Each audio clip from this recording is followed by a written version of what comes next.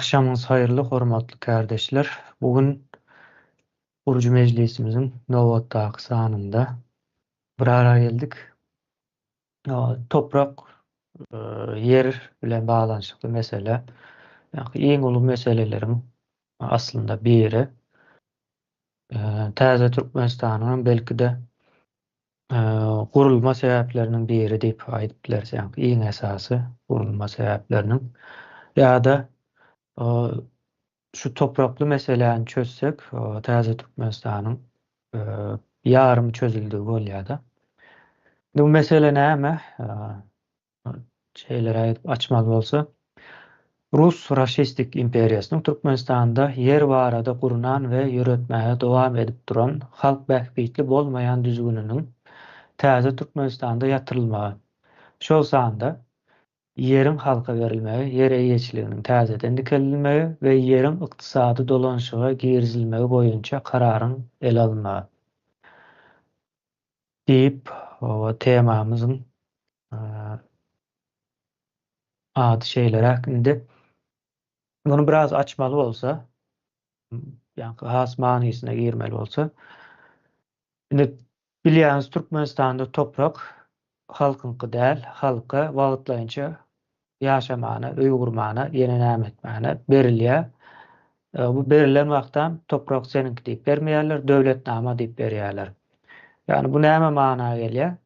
Bu döwletinki döwletiň dokumenti ine şu taýyna we sen öý gurupsyň üstünde şu topragyň diýilen ýaly bir manyda berilýän bir dokument demesinde. Ýöne onuň daşynda toprak seninki däl.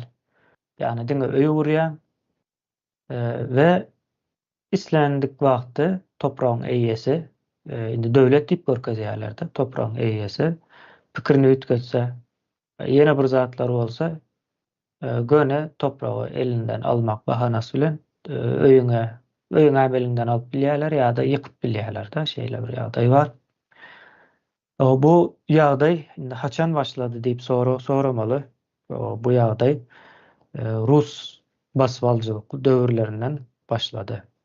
İlkinci Hazaryň kenarlaryny şeýdip başladylar, halkdan aldylar we şu güne çelli Hazardan ine iň bärkisi balygym tutup bilen oklarda Türkmenistanda deniz balygyny iýen adamy eşdýän dälsiňizdir. Ýani Ruslaryň gelmesinden başlan zatlar. Buna şu Ruslaryň öz ýazan çeşmelerine sereden wagtyňyz şol balykly meselede geçýändir içinde. Şo taýdan başlap gaýdýar.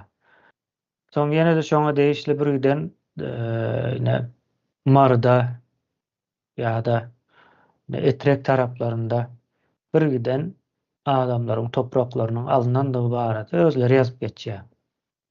Alynandygyna değişli yerleri Ruslaryň özleri ýazyp geçýär.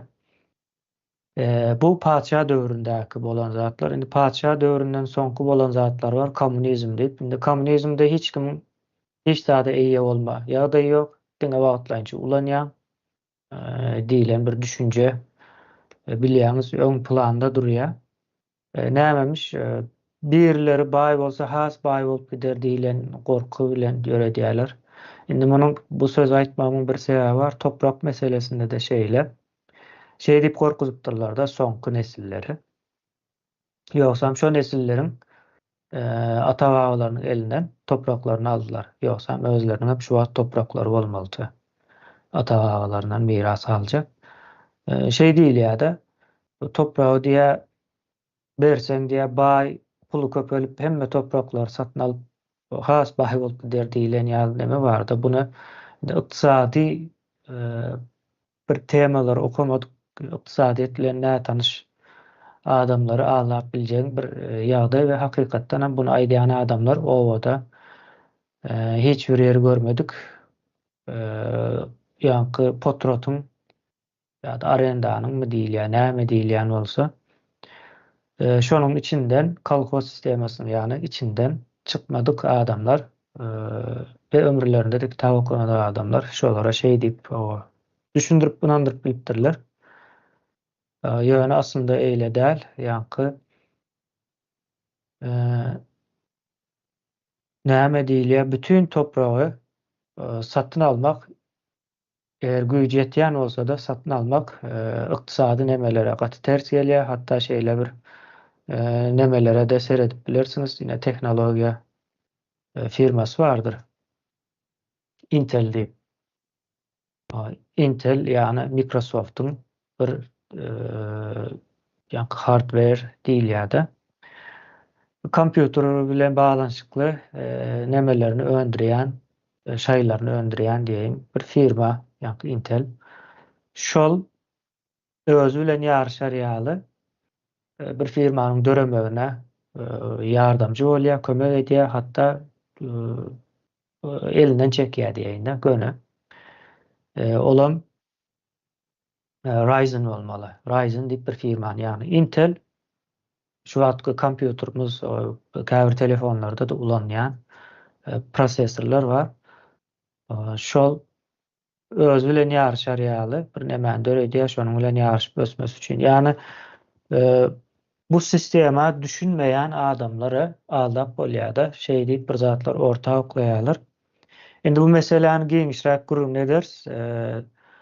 Bu taýda bir gyska taryhyny gurrun berjek boldum-da. Bizim elimizden topragyň alınmasy, soň bu topragy döwletiň elinde durmasy gowuz atmış ýaly düşündirýärler. Welin ösen ýurtlaryň hiç birinde de ýa-ni döwletiň topragy diýip bir toprak ýokdur. Hatda Hytaýda da şeýle bir ýagdaý bardyr.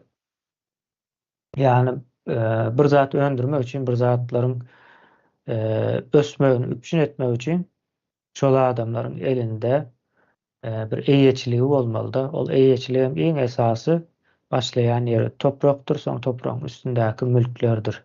Ýani üstündäki mülk, şo toprak seninki bolmasa mülküni gorap bilenokda. Şeýleräk bir ýagdaý. Ine mundan soň bu meseleni häzir geňişleýin gurrun edip çekeleşers, gerek bolsa. Soň bu meseleden soňky ediljek ýa-ni ädiljek ädim täze Türkmenistana geçilende bu toprak täzeden halka berilmeli, şahsy eýeçilik diýilen bir zat döremeli. Indi Türkmenistanda hususy eýeçilik diýip bir söz bardyr. Hususy eýeçilik ine private diýilýär ýa-da ruslar privat diýip ulanýar. Privat ýani aslında private'ın nemesi. Türkçede özel diýilýär. Özel sözü iň dogry manyny berýär. Öz elim manysyny berýär-de. Öz elim diýmek. Şeýleräk bir demäni düzeltmeli. Ýani hususy diýmek ol mana bir gelenok. Indi hususyna birazrak düşündirip geçeýin. Hususy söz näme üçin çykýar? Ulam edilýänki döwletnama diýilen ýaly bir zatdyr aslında sereden wagtyňyz.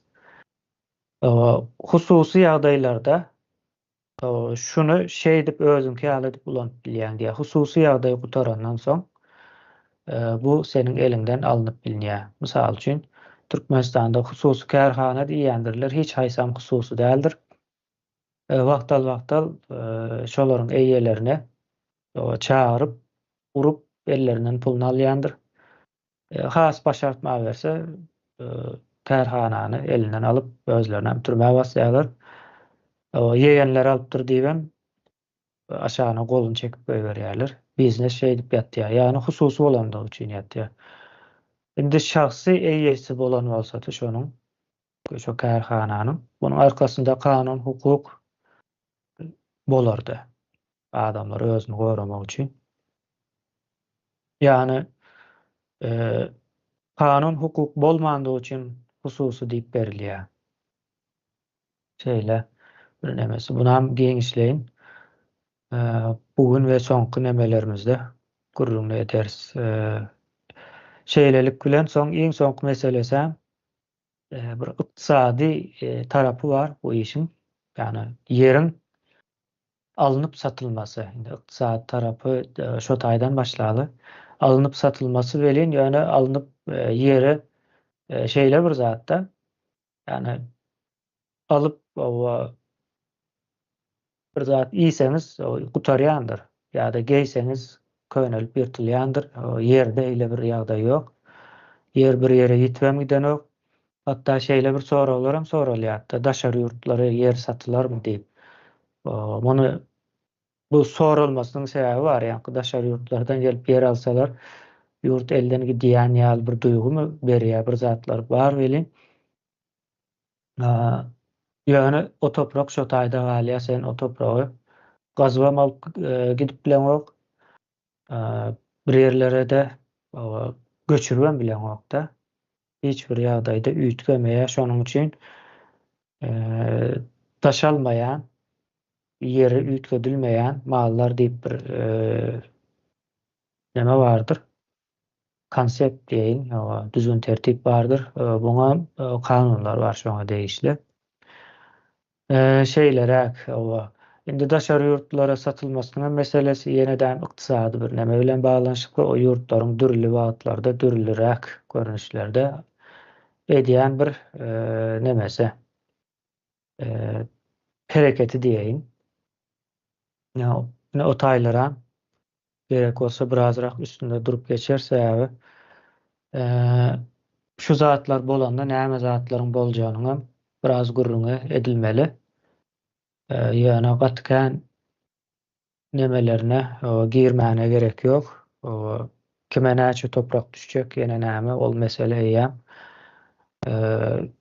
Ýurda baran soň ilatyň sanyna serediler, topragyň ýagdaýyna sere, ýa-ni toprak ýeriň ekilip bilinýän, ekilip bilinmeýän, ýaşalyp bilinjek diýilip bir gide nemeler bar. Oňa görä aýratyn öz düzgünleri boljak. Şoň esasynda gurrun alınıp barıljak we ol mejlislerin hem gurruny täliýin soňa. Şeýlere bu mesele boýunça illeşler söz almak isleýän bolsaňyz eliňizi galdyryp bilersiňiz. Merdan kardeşimize beren sözü.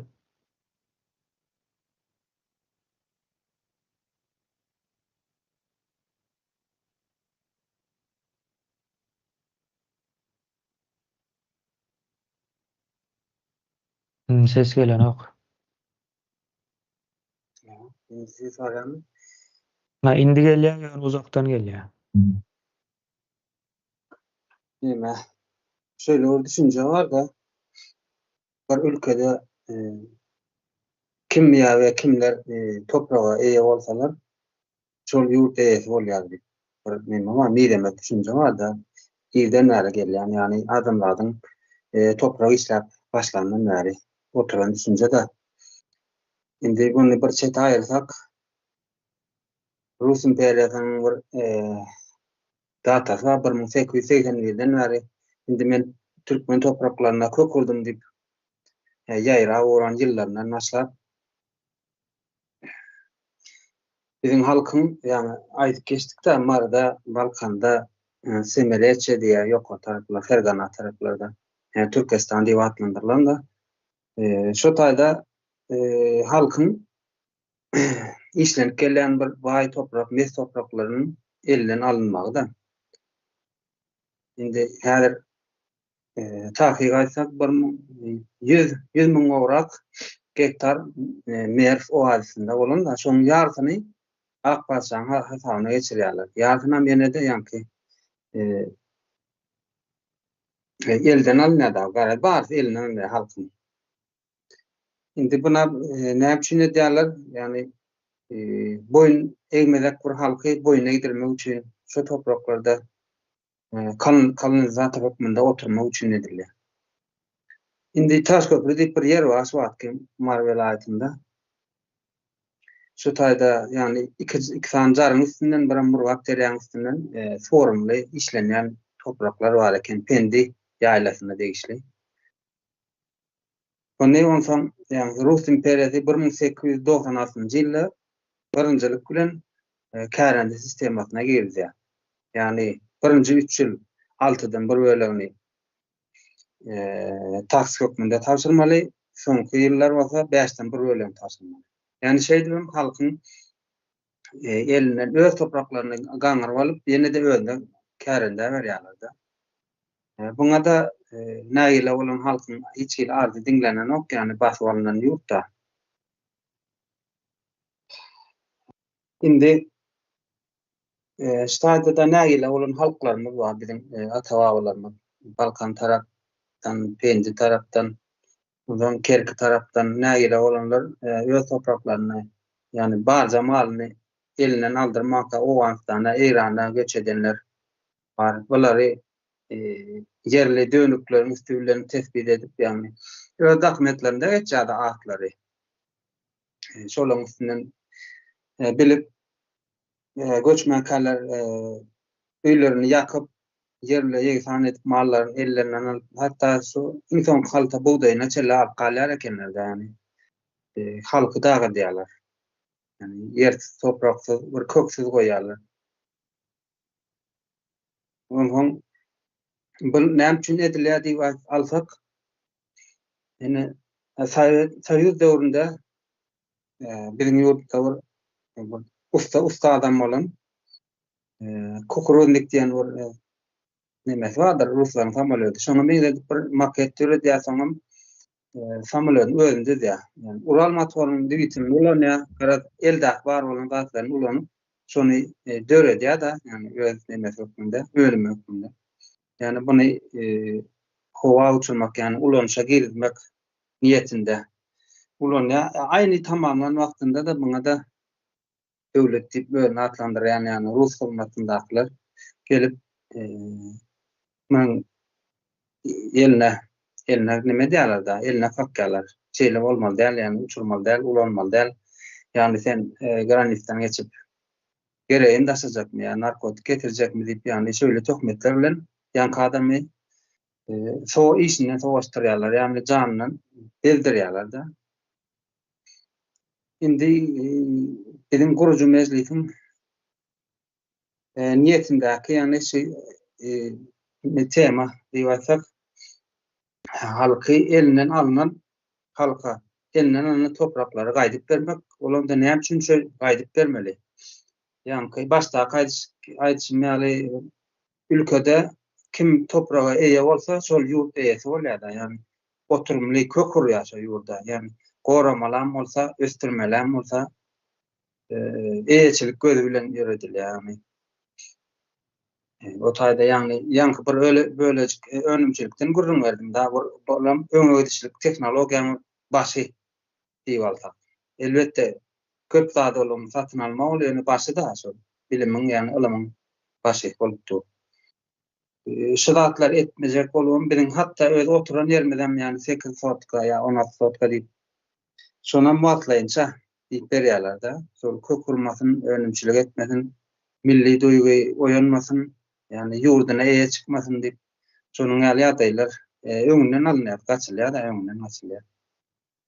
Ondan pullanan öz topragy bolup işläp, pullanan adam her türlü işler etjek, pullanjak, guruplanjak, öz ýurt üçin önümçilik etjek. Bu adamlarym ondan aýdyňlanıp gidip oturjak da, ýani bu adamlar soň jylawlamak diýip aýdym, jylawlamak anka düşjek gel, başartmaýar da. Bu koloniýany dan çykmana vesile bolýar diýär, şoň şöyle ýagdaý döretjek da bular wagtyň geçmegi bilen. Şonuň üçin şu atky Rus raşizm diýip atlandyran Rus imperiýa bunyň öňüne alyp gelýär. 1916-njy ýylda da şol ýani Orta Aziýadaky bol geçen Gozgalanda da yerli halky näsemereçe diýär. Näçe miňlap yerli halky atyp, ýok edip, topraklaryny ellerine alyp, mallaryny elinden alyp, ondan näli ýaşaýyş ýerleri bardyr, oğullar bilen yerleri ýegisan etýärler, ýani taryhyny aýrýarlar, adamyň köküni gazap aýrýarlar da. Ene Rus imperiýalyny etip gelen oýlarynyň birisi. Bu soňky döwrem, ýani kommunizm döwründe de şeýle bolup geçen, ýani üstünden her bir adam hakly, her bir adam hemmelerde eli yetmeli diýen bir nähil diýýär, jahylyň akly yetmejek bir owadan sözler bilen ýene de şol toprak hak eýesine gowuşmady da. Indi şu adam şonuň ýalyada ýöräpdi, Yani kuklaların alternatif döwründäkem ýene şo ýagdaý döräpdi. Burada hep şol ýankaýçymlygy hatda öz ýaşaýan ýerimizden bizim wagtlaýynça üstündäki ýol düşýärmi ýa isleg boljakam sen aýdlan etjekmi senin yerin ulanjaklar üstündäki jaýyň dagatjaklar ýene sen ayak gelen aljak. Bul önümçilik etmek aňyrda dursun. Şonu bir ýatlap geçeýin diýdim sen üstüne ýene boşal. Sağ olun. Baba Miwe kardeşimize vereyim sözü. Sağ olun. Benim şu yankı Merdan kardeşimiz pamoyumu aydan sözlerini hemmesini gaýtalap oturjak däl de şoňa bir goşjak zatlarım bar. Misal üçin men sade dil bilen gürrüň etjek. Raşizm gepin kıskası topraklary halka berende misal üçin bir adamın öýünde pulu bolsa, işi bolsa, güýji bolsa, topragy bolsa, göwnü dok bolýar. Gün-günden soň näme? Baýap, özüne gelip, sonradan da kellesini, beynisini işledip toplanan wagtynda öz deňler bilen 3-4 sany adam bilen uje düşünüp başlaýar da biz koloniýalygymyzy düşünüp başlaýar. Raşizmin kol altındalygymyzy düşünüp başlaýar. Şonuň bolmamazlygy üçin elinden gelen hemme zat biziň häzirine daşary ýurtda işläp ýören ildeşlerimiz var, toprakdaşlarymız var. Şu biziň halkymız gije gündüz işläp bütün ömründe diňe bir maşin bilen bir öý zar zor edip bilýär. Başga ýurtlardaky ýaly her ýyl kurorta gidip bilen ýok. Ya bir 2-3 sany öý adjelini alyp bilen ýok. Näme biz häzir Türkiýede ýaşap ýörüş şu ýerde. Şularyň elinde topraklaryň tapysy var. Tapy diýmek näme diýmek? O şu adam misal üçin elindäki tapyň eger sana bir zat bolaýan ýagdaýynda senin o tapyňa kimse çıkmaz, senin çağalaryňa miras diýen bir zat var. Şu bizde Türkmenistanda ýok, sebäp biziň özümüz o ýerde kak kiraçy ýaly. Näme? Nähili diýip aýdaýyn, özümüz amanat o ýerde. Şu jaýlar bize bizim jaýlarymız, bizim topraklarymız bizinki däl. Şonu bildirýärler. Ene ýakynda öýme-öý aýlanyp näme? Dama oýuňuzy görkeziň diýýärmişde. Oğlumam diýen sen kimsen? Men guruluşy bir toprak guruluşy ýene bir zatlar şu mahal ýadyma düşen ýok näme.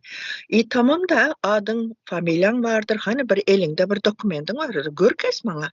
Men näme üçin men dama oýumy çykaryp sana görkezmeli diýse, biz şu dama oýu görüp sizi nira barmalysyny aýtjak döwletnama mı almalı siz? Eğer şu döwletnamany almasaňyz, o dama oýuňyzyň hem güýji ýok. Bu oturan öýüňizi hem satyp bileňiz ýok hiç ýere. Şoň ýaly diýipdir. Olam diýen, men şu özüm bilerim bäri şu öýde ýaşadym. Seniň hem elinde bir dokumentin ýok. Kapat derwezeni, bar gidiver ýoluňa diýen hiç sadym et bilmän gidipdir. Ýöne komşulardan gidipdiler şu döwletnamany almana. Indi döwletnama diýmek indi ýaňy kemine aýdyp geçdi. Diýmek şu biziň jaý salyp oturan öýlerimize de döwletiň emanatysyňyz diýen bir kagys berjekler bize. Şoň üçin men aýtjak zadym uzakdan näme de oturjak däl. Topraklar halkynky bolmaly. Toprak halkynky bolan wagtynda halkyň göwnü dok bolýar. Öz ýurduna, öz topragyna, öz ýerlerine eýe çykýar. Köçelere eýe çykar. Sebäp häzir biziň haçandan bäri uzakdan hem gide oturmaly ýakynda öz öýlerimiziň hem üstleri uçup gitdi. Döwlet bar olsa näme üçin bize kömek vermedi. Ine yakında ine hem yeri su sil aldı. Bir yağmurun suwu bilen su sil aldı. Eğer o 69-njy ýyldaky Amudarya joşup suwun içinde kaldık. Bir gece saat 4'te 10 ýaly bir ýagdaý durum bolaýan ýagdaýynda ölüp gidivermeli.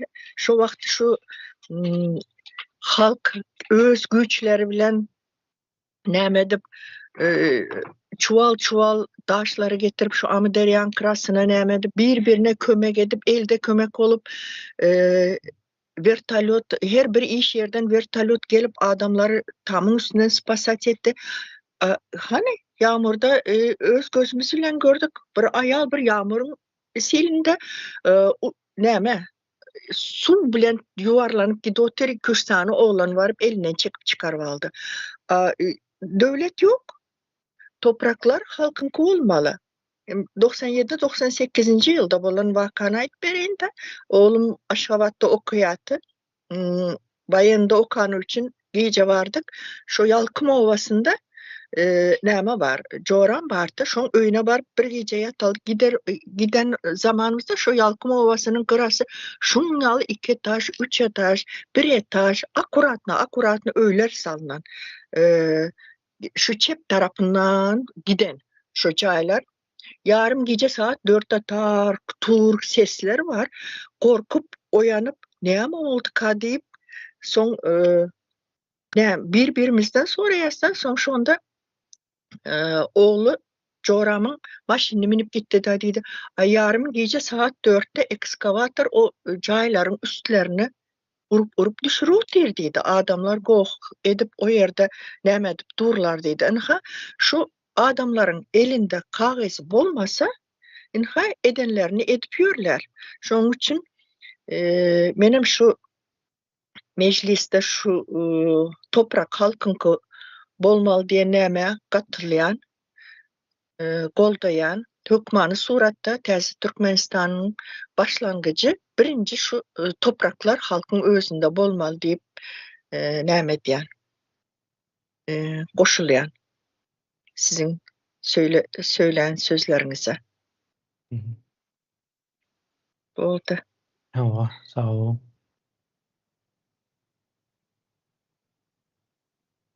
Hawa sözü Hayat kardeşimize berýän. Sesim gelýärmi? Hawa. Bugün gündemde yerin halka verilmeli ve eşliğin dikeldilmeli ve yerin iktisada dolanışına girilmeli. Şimdi şu yerde soru çıkıyor da hani yeri halka vermeli diye. Yer halkınki değil mi? Soruğa cevap vermek için biraz tarihe izlenmeli oluyor. Yıl 1881. Göktepe Töweşinde ýeňilenden soň Sarlyk Russiýanyň koloniýasy bolýar. Näme üçin koloniýa diýerin?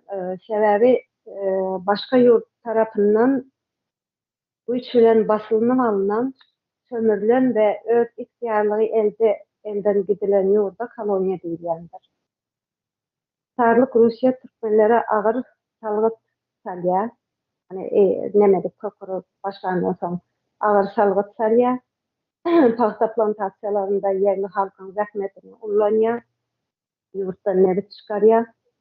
Şol wagtlaram öz ruslaryny getirip şol Zakaspi okrugy bolýar da o şol näme rus gelen soň okruglara, uyezdlara bölýär da nämäni ýurdy. Şol wagtlaram şol okrugy öz ruslaryny getirip başlaýar. Gowy oturumda yerlere ruslaryny göçürüp getirip başlaýarlar.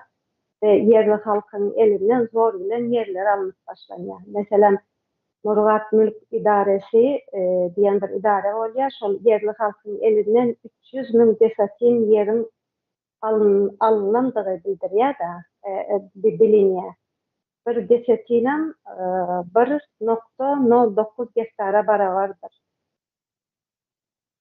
Birinci Dünya Söwüşinde zorunlu mobilizasiýa elan edilmenin netijesinde köp yerlerde mobilizasiýa, yerli halkyň mobilizasiýasy başlaýar. erkeklerin mobilizasyası başlaya ve deme halk şovat bu mobilizasyaya karşı çıkıyor ve köp yerlerde gozgolanlar türüyor. Mesela 1916 yılda Tecende ulur gozgolan bolýar ve neme gatwaşy bir ýagdaýda bastyrylýar ve şol gozgolana gatnaşan deneler adamlar öldürilýär. Yine de iri bir nemelerin gozgolalaryň biri etrek yomutlar tarafından edilýär da olar mobilizasiya adam vermeye karşı durýarlar ve olara karşı General Madritov'un yol başçılığında bir Karatelna operasiya düzenlenýär ve bular zor bilen bastırılıp yatırılýar, ellerinden bar mal varlıkları yerlere alınýar ve gymmatbaha şaý sepleri alınýar. Şeýlelikde eýem şol sarlyk Russiýanyň gelmegi bilen sömürme, zulüm başlaýar ve 1917-nji ýylda Bolşevikleriň häkimiýeti eline almasy bilen eýem Orta Aziýa Bolşevikler eýe çykyp başlaýarlar we Orta Aziýa biz size özgürlük ve öňkusarlyk Russiýanyň sömürgesinden azatlyk getirdik diýip şol sloganlary bilen gelýärler da Türkistana ve ýa-ni zulüm çeken sada halkam Bolşeviklere goşulýar gerek. Ýöne gysga wagtyň içinde Bolşevikleriň asıl ýüzlerini görüp başlaýarlar. Sebäbi Bolşevikler o sarlyk Russiýadan beter hasda beter sömürme ve ýa-ni halky yerli halky nemetne zulüm etmä başlaýar da. Ellerinden yerlerini, mal varlyklaryny alyp başlaýarlar, edenetçilik başlaýar. Meselem yerli halky gatwaşyca öldürýärler. Meselem Çürçürü owasy, Gaty owasy bardyr, samolyotdan bombalanyp ýok edilendir. Keltoğoňur owasy bardyr, çaga diýmäni, aýal diýmäni bütün owa ýa-ni kırılandır. Şo derece bir ýa-ni zalymlyklary, edenetlikleri dowam etýär welin, ýa-ni bir ýygmakda Leniniň özü nemetýär da dile getirýärmini.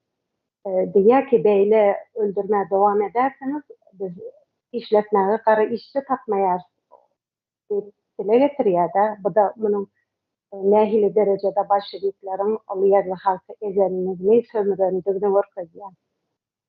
Şol wagtlar bu zalymlyklara garşy bizim Cüneyt Han, Edip Han, Şammy Kelýaly, Edermen türkmenliklerine garşy durýar we daşdöwregine adam toplama başlaýarlar. Ýöne tarihte bu adamlar basmaçylyk propagandasynyň netijesinde basmaçylyk halka düşman ýanak bolup görkezilýär.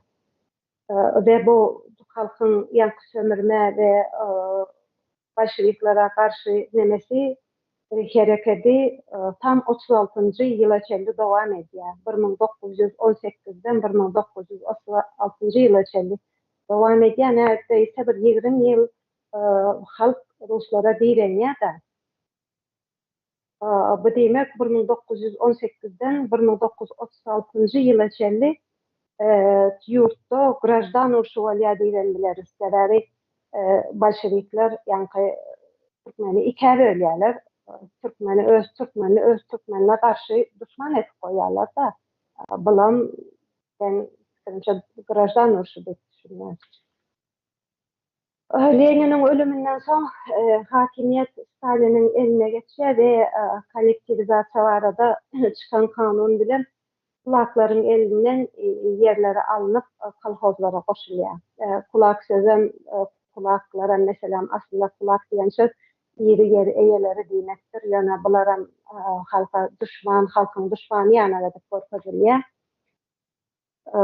Ve neme şol kulak diýen ýeri ýer eýeleri şowat kän adam sürgün edilýär da şolaň biren meselem meniň babamyň maşgalasy şonuň kydasydyr. Meniň babamyň maşgalasynyň elinden maly ýere alınýar däli sürgün edilýär. ve bular 5 togan bolýar ve sürgün edip sürgüne gidip barýan wagtlaram Tomaş galasyndan 4 çağa ölýär ýekede bagam var. Mesela 30-32 ýyllar içinde bu yani kolektivizasiya nemekde dowam etýär ve neme 3000 toprak bay ve toprak eýesi maşgalanyň nemesi öldürildi bilinmekdedir. Şol döwürler mesela Stalinin döwründe o kolektivizasiya yerleri kolektivleşdirmek üçin kolhozlara berdirmek üçin gatı kän zulumlar edilýändir. Bütün Sowet Soýuzy boýunça neme emeli açlyk döredilendir. Kazakstanda, Ukrainada galadamalar bolandyr. Ve kän adamlar repressiýa edilendir. Halkyň düşmanydyr. Ve 1924-nji ýylda Türkmenskaya SSR dep Türkmen Respublika döredilýär. Şurada bir 2000 milýardan hem üçin şol wagt nemede şol Orta Aziýa regionda Türkmen aýrylyp Türkmenskaya Respublika, Özbekler aýry respublika, Kazaklar, Kyrgyzlar bir adel respublika edilýär. Benim pikirimçe bu berde razdeляй и властвуй, yani ayır ve yönet diyen politika ullanýany kadýan da gerek wagtynda bu nemelere halkları yani arasında uçturup ve yani imperializm Rusya'da gelip yani kabaları araçı hükümünde gelip bulan problemasını çözüp bilýän bir güýçli bir neme imperiýanyň özüni gorkazmak üçin edilen zatmy kadet düşünýän. Ve şol SSR döwründe indi 90-80-nji ýyllara çenli SSR döwrü gelýär ve şol wagt neme häle sömürge politikasy dowam etýär. Häle bizim yerlerde o kolhozlara verilen yerlerde zorunlu paxta ektirilýär. Hatta bu paxta ýyğım döwründe mektepler yapılýar, hemme adamları, okuwçylary hemmesi paxta kowulýandyr, zorunlu paxta ýyňladylýandyr. Ve şol wagtym ýapyk gapylar politikasy uygulanandyr. Şol Sowet Soýuzynyň şäherinden başga ýere adamlar kän çykyp bilen däldirler. Ve mesela Rus mektepleri, Türkmen mekteplerinden has üstün has owy bilimlerendir. Türkmen mektepleri gatı pes derecede bilim berildi. Sonra 80-nji ýyllarda perestroika başlaýar ve ýygyndanyň SSR dagaýar. Ve 1991-nji ýylda Türkmenistan garaşsyz ve öz ihtiýarly döwlet bolýar. Şimdi şu ýerde häle bugüne değin 2024-nji ýyl Türkmenistan garaşsyz bir tarap öz ihtiýarly bir döwlet olarak bilinýär. Şimdi şu ýerde durup geçesim gelýär. Hakykatdan Türkmenistan 91-nji ýylda öz ihtiýarly garaşsyz döwlet boldumy? Öz ihtiýarly garaşsyz döwlet bolmak üçin meselem täze bir döwlet kurulan wagty öňkü nemelerden, öňkü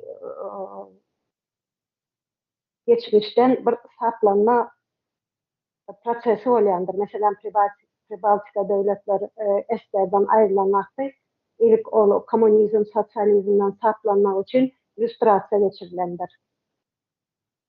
Mesela bizim garaşsyzlygymy alan öz ihtiýarly bolandan soň bizde illüstrasiýa geçirildimi? Saplanyldymy öňkü kommunizm, sosializmden? Ýok, geçirilmedi. Yer ve su reformasy geçirildimi? Geçirilmedi.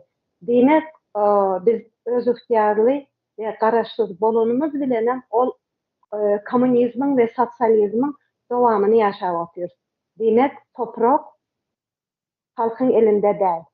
Bugünem toprak halkyň elinde däl ve munyň suguty bardyr. Bu sosializm ve kommunizmin dowamynyň subutnamasy bolarak şulary getiresim gelýär. Häle bugün o topraklarda zorunlu paxta ektirilýändir. Häle bugün ol ýyğım wagtynda okuwlar ýapylyp bütün adamlar ve okuwçylar paxta kowulýandyr. Häle bugün Rus mektepleri Türkmen mekteplerinden üstündür. Hemme Rus mektebe berýäsi gelýändir çağalaryny. Türkmen mekteplerde häle bugün bilim pestir, hatta hiç ýokdur. Hele bugün payok diyen zat vardır. Payok diyen zat eserde vardı. Biz bugün hele ihtiyarlı devlet, garaşlı devlet olduk. Belin hele bizde payok devam ediyor. Payok demek ne demek? Payok demek aslında Türk sözünden pay sözünden gelendir. Ve bugün Türkmene pay veriliyor. Ve o pay ne derecede? Mesela her adama ayda 2 kilo un, bir tane klaşka, bir neçe 100 gram şeker, tuz. Bugün Türkmenin payogu odur. Hele bugün kulluklarda Ceberşine vardır. Hele bugün nemede bizim kulluğumuzda da Ceberşine yüzünden oğullar ölýändir. Demek biz hele sosyalizmden, komünizmden saklanmadık. Hele bugün şol sistemada komünizm ve sosyalizm sisteminde kurulan türmeler hele bugün devam etýändir ve hele şu türmelerde müňlerce adamlar öldürilýändir. Demek biz sosyalizmin, komünizmin etkisinden hiç kurtulmadık. Hele bizde o kolektivizasyon var ve toprak halkın elinde değildir. Şunun için bugün o toprağı hakikaten bir bazı Türkmenistan'ı kurup o yerde su reforması geçirilip o halk toprağı hakikaten öz eyesine halka verilendir. Sağ olun dinleyeniniz için. Ja, sağ olun. O sözü Parahat kardeşimize veriyen.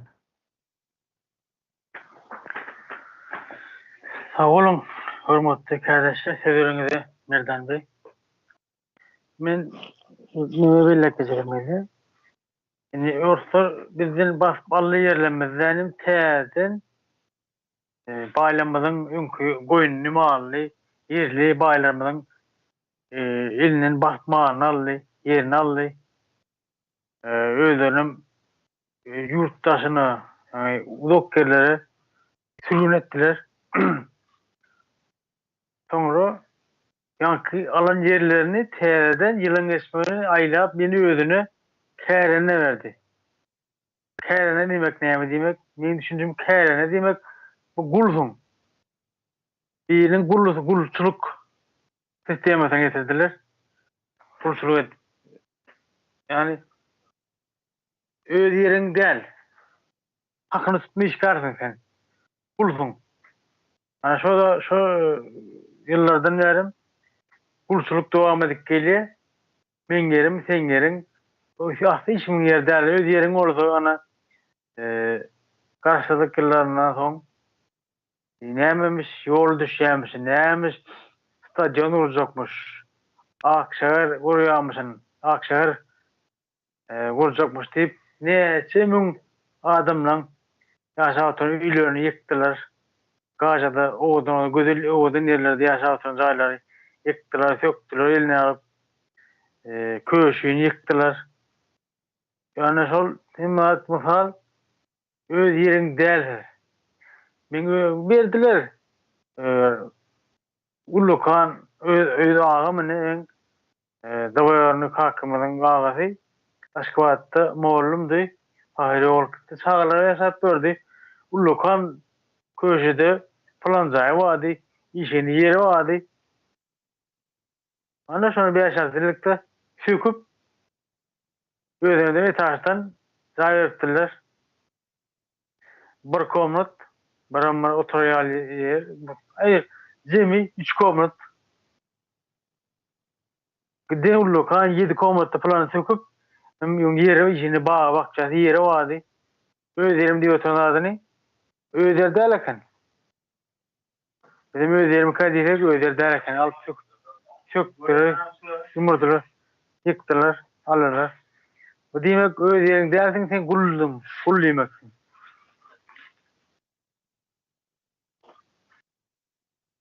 Bir hakiki yer halka paylaşıp verilmenin sebebi bu meseleni orta atdınız Merdan kardeş. Yer halka paylaşılmalı, millete, Türk halkına verilmeli. Bu demek yani halk gulçuluktan çıkmaktır. Gulçuluktan çıkansın. Öz yerin olacak. Her nirak edenine de öz yerin mirasdır. Senin yerin. Ondan bu senin demek yani yeri zayliman ulunmok. Häzir Türkmen halkynyň ýeri sanyndan çykdy. Şoğurlar, zeylep, ikincisini okutarlardı. Näme hasabına? Yani öz yeri däl. Adamyň öz yeri däl ol. Öz yeriň bolsa sen şey dermiň? Özüňe soraw gör. Kardeşler, dinleyijiler. Özüňe soraw gör. Şu yer senki yani. Şonu şoğurladarmyň, zeyledarmyň? Harlarmyň şu yeri. Ondan sen nany ýen? Ben baylyň bol, geljeğini garantiň şol. Nesliň sen, nesliňe neslin gelecek neslin dolandırmalı baylyň şol. Edip etmeler. Özleriň bolsa iýçilik gözüle sedersen özleriňe. Şorlatmarsaň. Men misal üçin 16-17 ýaşymda fotoğrafymyz bardy. Şu ýerde okudum ile üýlen ara gidýän fotoğrafda tuwaçyan gelýän akşam maşyny. Ertesi üýlen saat 3-de 4-de barýardym men şotay. Okudum soň. Barýan men waskada goňşulamyň, fotoğraf goňşulamyň kärleçilen ýerlerine geçip gidýär. Suwalya. Şeýle ben ýerime bir gaýa bolýar, goňşumyň ýeri gaýa bolýar. Eger şol hususy şahsy ýeşirini o ýeri bolsa, men şo etdirermi şo maňa şoňa? Şol işi maňa etdirermi? Etdirmez. Mence cerasyny berer maňa. Hiç çäresini görürler. Şoň üçin ýeri her adam ýeri bolsa baylygyňdyr. Bu meseleni bilek kestim. İkilläp bolýan hormat kardeşler. Mundan da gaýdanlar adam bu atdy görüňede guwat aýtdylar tarihten. Sag bolun, minnettar. Men hakiki şu şahsy sermesmeni men gollaýan. Hökman geçmeliyim, teklif edýämenim goşulýan. Sag bolun kardeşler, dinleňizi. Sağ olun. Hani bizde bir sözüm vardır. Öz zat däl-de diýip bir söz vardır. Yani şol sözüň ýeri. Toprak özüň dälligini bilýär. Ulanýan da onu bilýär. Şonuň üçin hiç ýyl jogapkärçilik ýene näme çeklenok. Hatda şeýle bir adam ýokdur Türkmenistanda. Topragy zaýalapsyň diýip, ýa-ni döwletiňki bolsa da toprak. Soň şu toprak şoğurlandan soň ekrekilmezýär ýa-da ýelenden soň eger hakykatdan hem döwletiňki bolsa hasap soramalda. O zat adam ýokdur. Yani aslında topragyň eýesi hem ýok, ýöne topragy beren hem ýoklar. Şeýler bir zatlar çykýar. Indi men sözü Leyla kardeşimize vereyim.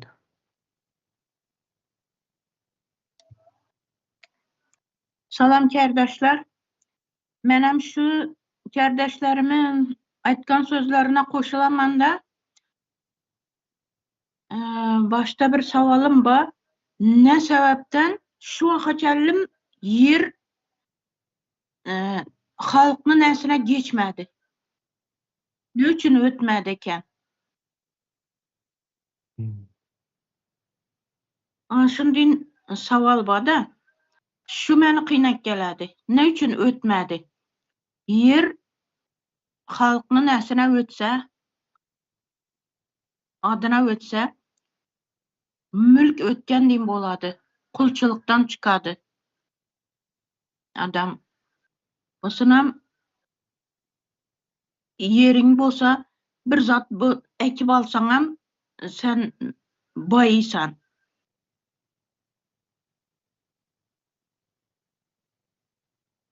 Özüň erkin hyssetasan, nowa ekip alsaňam, nişetip ýaşasaňam, joy salyp ýaşasaňam, ana şunday bir nege geledi adam.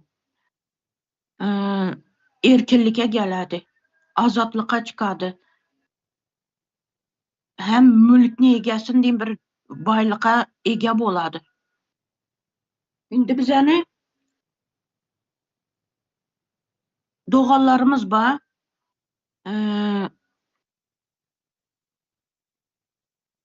näde hazır aytama sapkozda yaşaydılar. Sosyalizm savhozunda yaşayırdılar. Başta Atabeyzarı dediler onu.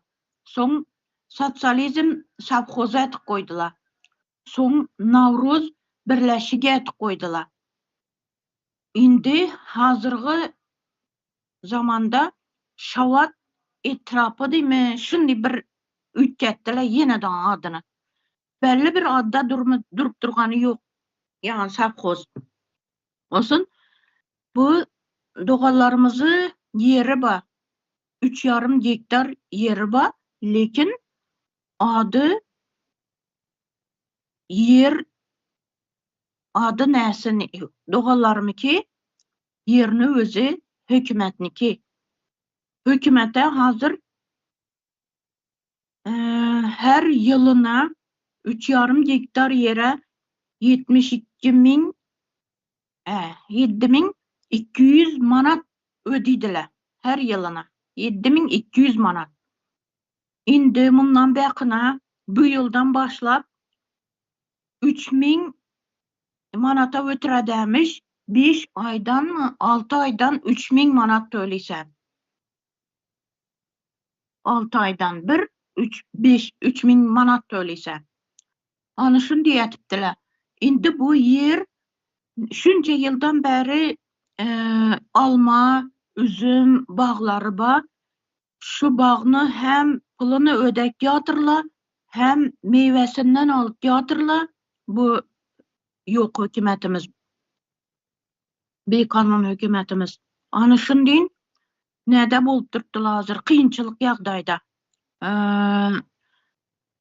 Evvella Soyuz wagtynda dedi özleri ne bererad dedi azot, fosfor şunday zatlarını bereradiler dedi. Hazır özüň tapıp özüň şulany sepesenemiş bakçaga. Ondan sonra pul ödetip puldan sonra meyvesinden hem beresenemiş. Meyve pişkende. Anışın deyin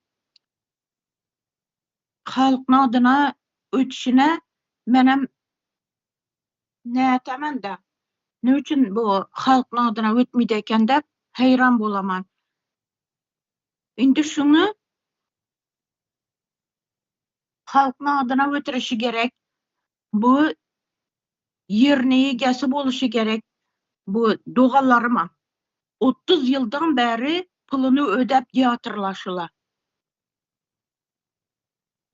Hem azotunu hem nesini aladılar. Osuna meyvelere darı derman sepediler.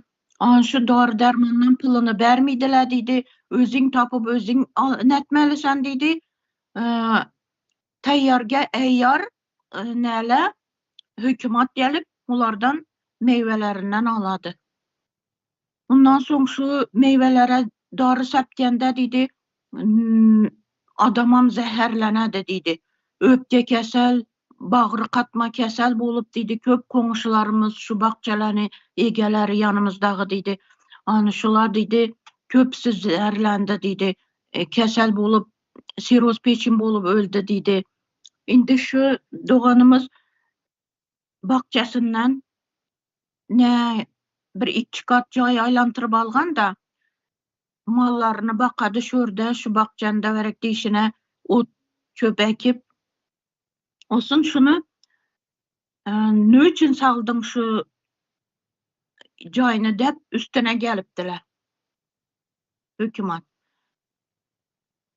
Bu da aytıptı men depdi hele bir 2 kat joy aylantırıp aldım. Bu kuchnya, tuvalet, banya, bir kat joy özüm yatmakama 2 kat joy nege malxana depdi. Mal yatak yapıp aldım depdi. Ne bolupdy depdi. 30 yıldan men bir yıl saldım şunu depdi. Olsun bula yık dep gelipdi. Bu sebebi yer halkın adında emas. Şunun üçün hükümet gelip yıktırsa yıktıp biledi, alsa alıp biledi kolundan yerini. Anşundyn hukuky yok adamlara. Ine şu yer halkny adyna ötmäli. Men hem şoňa koşulaman. Hökmani rewişde halkny adyna ötmäli şu yer. Ana şunu aýtjak edym. Osun ýenedan men ükem yer aldy jaýsamak üçin. O yerem biröle aladydan biröwe satady. Ona odam ýene biröwe satady. Üçüncü mi, dörtüncü bolup men ükem aldy o yerini. Osun bu jaýsa aldy. 23-nji ýylda adyňyza ötürip beremiz, döwletnama beremiz depdiler. Şu satkan adam aýtypdy, men saňa şulany alyp beremen. 23-nji ýyla çeldim, alyp bolmaýdy, adyňa ötürip bolmaýdy. Jaýyny salmaýynça depdi, salyp bolupam. Üstülerini şipirlep, içine kat yol ötürüp, anşunda ettirip olsun adyňa ötürmeke geledemiş, kontrol etip, gazları, neleri bolmalymış, olsun kontrol etip beredemişler döwletnamany. Olsun bu hem saldı dağın şu zatlarını üpçün etdi. Indi 23-nji ýylda men üstüme ber indi jaýyny ötürip ber dese, hökümet aýtypdy, örden jaýsamak bolmaýdy, nahalystroy ber depdi. Heli öre karar çıkmadı, yer berilsin depdi. Yine şunun geple bolup turupdy Türkmenistanyň içinde. Başka ýurtlarda yer halkyny hakyna, halkyny adyna ötädi. Näçin bizäniki ötmeýdi? Ana şunu aýtjak edym. Rahmet dinleýänleriňiz üçin, söz bergeniňiz üçin. Sağ olun. O sözü Cennet kardeşimize vereyim.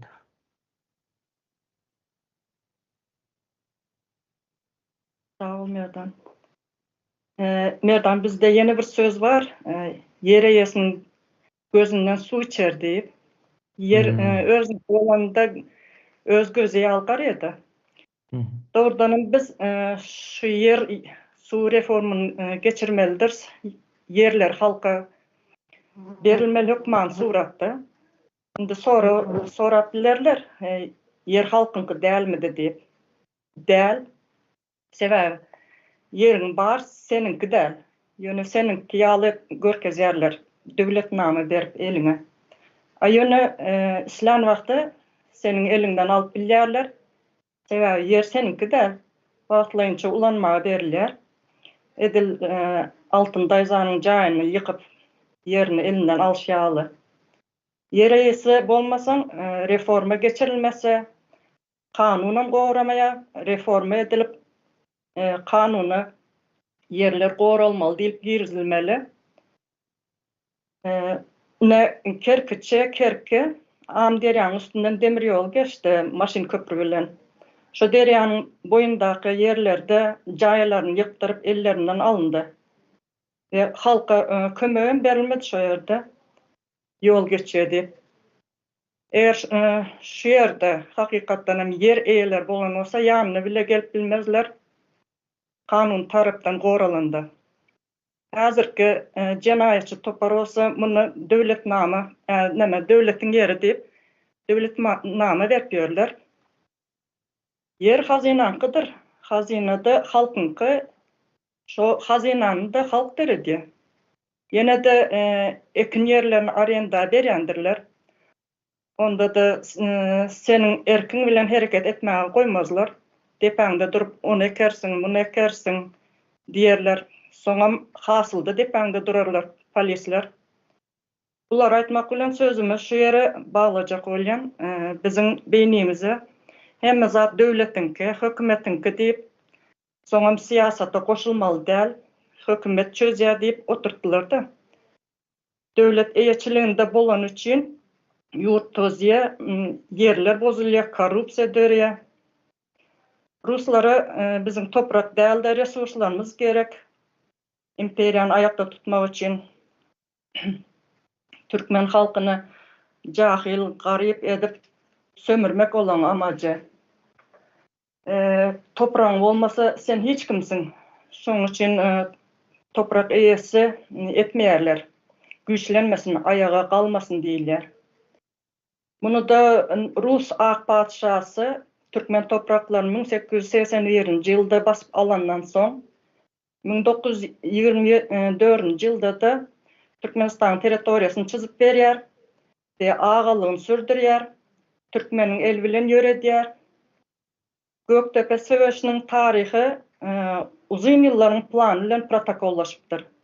60 ýyl öňe dayanan 1819-20-nji ýyllarda basyp almak üçin ondan Rus goşunynyň müňbaşçysy Marev Türkmen topraklaryna ekspedisiýa tijaret amajy bilen gelip Türkmenler bilen gatnaşygy esasynda şo ýerde goşun lagerini döredýär.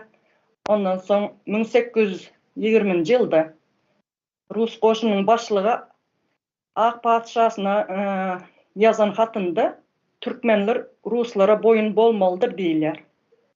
1832-nji ýylda Lavaýyň protokolunda Türkmen topraklaryny dol basyp almak plany düzülipdir. Şeýdip ädim herekete geçen Ruslar bular görýän nebetiň resurslarynyň barlygyny 1863-nji ýylda Dol Göktepe hüjüme başlan we 20 ýyl dowam eden söwüş 1884-nji ýylda dol gutardyr. Ondan soň Baýkulaklaryň ellerinden ýerlere, baýlyklary 1938-nji ýyla çenine alınıp kolhozlar döretdiler. Şeýdip hemme zat döwlet eýçiligine geçirdiler. Döwlet eýçiligi diýenem bir adamyň agyzyna garamak we halky kontrolda tutmakdyr. Şoň üçin ýer eýçiligine geçilende özüň bir döwlet hökümet şahsy bolup bilýän we siýasata goşulýan mejbur millilik döreýe ýurdun problemalaryny çözülmesini talap et başlaýan.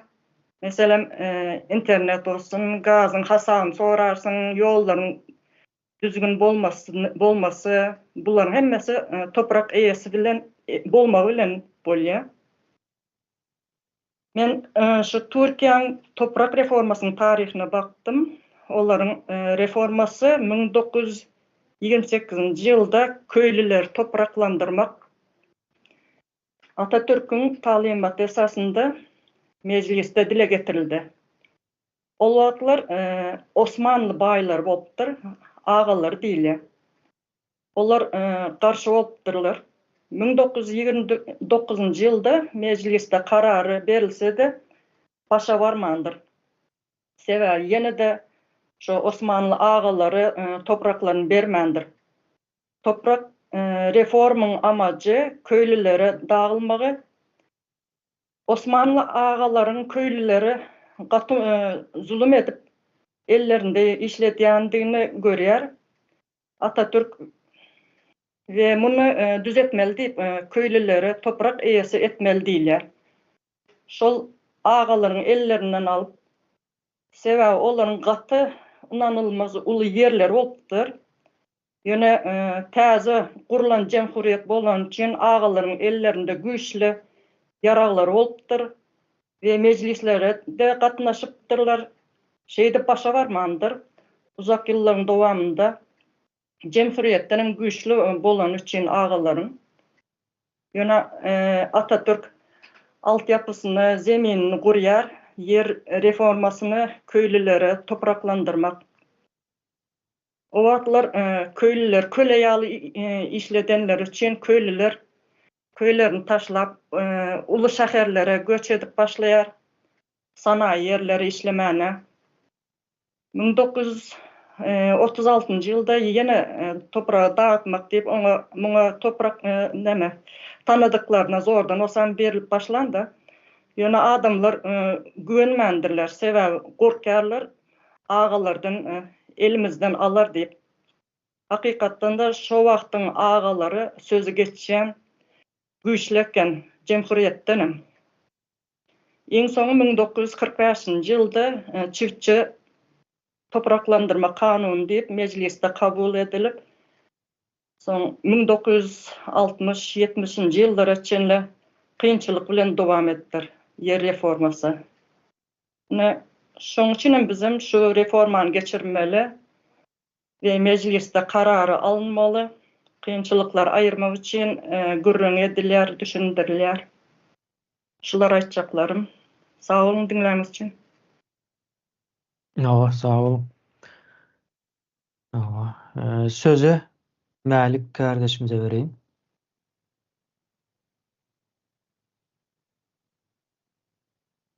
Salam kardeşler, vatandaşlar. Akşamlar hayırlı.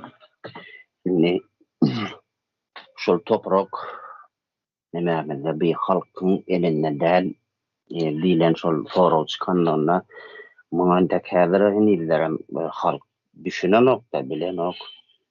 Şimdi bol devletin kontrolünde yönetilip gelene yıllardır. Ondan bol devlet hem değil yani olaminni bidayan bir anonim devlet. Has doğrusu terör toparı. O ya da onun erki öz eline de Rus imperiyasının protokolü esasında yönetilip gelene. Yani bu oyunları halk düşünüp bilen ok, anlayan ok. Nişun bir sultnamaları birincidana indi. Türkmenistan öz baştak bolan olsa. Näme üçin şu bir wagtky kommunizm döwründäki gurulan köýene jaýlar bar da. Kenedem halk içinde ýaşap oturýarlar. Hökümet jaýlary diýilýär. Indi bir reforma geçirilmedik bilen şu öz baştak bolan soň bir yer soru reforma geçirilmedik. Eğer reforma geçirilen hem bolsa şu o jaýlar orta hökümetinden galana oşony täzeden gurmadylar, ýapmadylar. Ine misal bir maşgala ogly, maşgalada bir ogul bar bolsa, ýa atasynyň öýüne öňe berse we şu geljek döwre görä şol öýü üýtgedip özüne uygun şekilde gurýar. Öňem etmek isläpdir diýeli, ýani atasy tarapyndan ruhsat berilmedi. Sebäp öý onky däl. Ata garaşly bolupdy. Ondan şu bir wagt atanyň döwre etýär, ruhsat berer ýa aradan çykdy diýeli. Islerine görä nämeden ýese edibilýär. Sebäp ondan soň oňa bir näme ýok, bir bewet ýok. Indi bilen bu bolup berşimiz ol toprak ýa öý, su hiç bir zadymyz özümizde däl, şahsy däl. Hatta maşgalamyz bile özümizde däl, öz erkimiz elimizde däl. Lenanlar gektarlarda otak etmeli, palta ýygmaly, sagalarymyz çäreden çäre gitmeli, okullarym, mektepleriň görkezmesi boýunça geyinmeli. Indi şu bir zat ýadyma düşýär-de şu 2014-2015-nji ýyllarda Bayramali şäherde bir waka boldy da bir edara bardyr, jil upravleniýa diýilýändir. Ýani türkmençesi ýaşaýyş jaýlaryny ulanmaga beriş ulgama diýilýär. Ondan şeýle bir domus aýlarydy herkim öýüne görýär-de, kim jaýyn puwatýar, bir renk berýär, kim nawiýes gurnatýar, bir öz gawadyna haýat aýlaýar. Herkim gyş gelmeden bir ýygnanjak da dagylyp otursa gelenek. Ondan şol ýanky ady tutulan edaranyň işgärleri bir ekip bolup, bir komissiýa bolup, bir 5-6 kişi, ýanlarynda da участковый milisiýa bar. Ýeke aýlanyp guruluşy etmek bolany gadagan ýa. Siz hökümet jaýyna oturýarsyňyz, bil ruhsat bermesek gapyňyza bir kerpiç goýmagda hakyňyz ýok diýär. Ondan bu ýaşaýjylaryň içinde käbirleri hususlaşdyranlar bar da jaýlaryny. Men öz hususy öýüm, men islämimi etip bilmenmi diýip şeýle sorag berdiler-de. Ya hatta davalaşdylar bile. O tapady ýok diýer, şu ýokardan buyruk gelse tutuşmayan şu raýony diýe 70 milyon kurulýar ýanky. Şol edaraň başlygy da. Ondan şol ýanky jil upravleniýa edaraň bir 2 gatly binasy bardy. Soň edil şu arka tarapynda 2 ýa 3 gojalyk ýaşap otyrýar. Şol binaň özüne degişli. Şol bir waçol ors döwri şol edaran işçiler üçin bir kommunal haýaly jaý bolandyr da kornatylady. Soň halka berilipdir şol 2-3 sany ojaga berilipdir şol.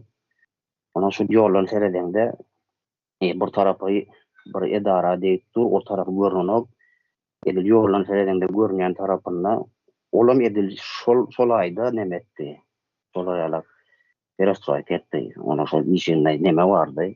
Fiyatka bilen howlu çykýar ýöne fiyatka. Fiyatkany aýyrdy. Kerpiçten bir zaborya ulokan edip arka tarap edip yine de öý gurdy uzyn edip. Ama muny şo ýanky edara diýipdir, diýirip fetläp. Muňa da meni boýa getmeli şol ýanky edaranyň diwaryny, şo ýan duwaryny suwudyp ön öýü bilen meňdeşedip mun boýaýa. Inni şu guruluşy gelip beýinne bir ulan aýmaly wagtym bolan şol adamyň giden şol azabyny köpdirdiler soňunda. Inni şolary marşaharna da mana bu altynaýdan öýüni ýumurdylar. Onu başga da buňa meňdeş Aşgabatda näçe bu berleňi ona ol gaza çäňnemeleri ýumurdylar. Şo ýerde motorlar hemmeti inni hususy içinde öl nemeti sobstvenni öý bolanlara bara. Yani men berleňide öý kiraladym, iýe firmada işleýärken şo ýerde şo berleňide ýaşadym biriniň öýünde bolan. Men soň şonu 2017-nji ýylda men şol oglany gördüm. Ýalak bir ýeri öý berilmeli aslında şolar öýünden çykan şol raýon öý ýumurlan bolsa bir ýerden şolar bermeli. Onuň şoň aýdyşyna görä hiç adam bermediler diýdi.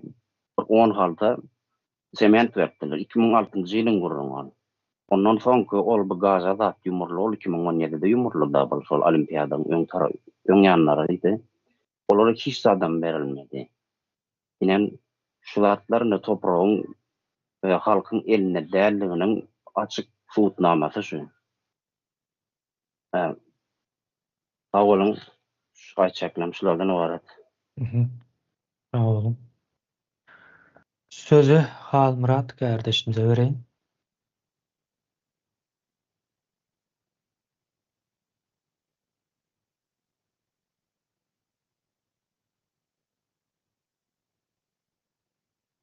Hava sese gelen ok entek.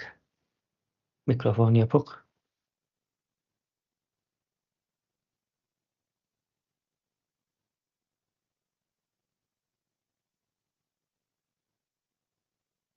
Ses giden ok.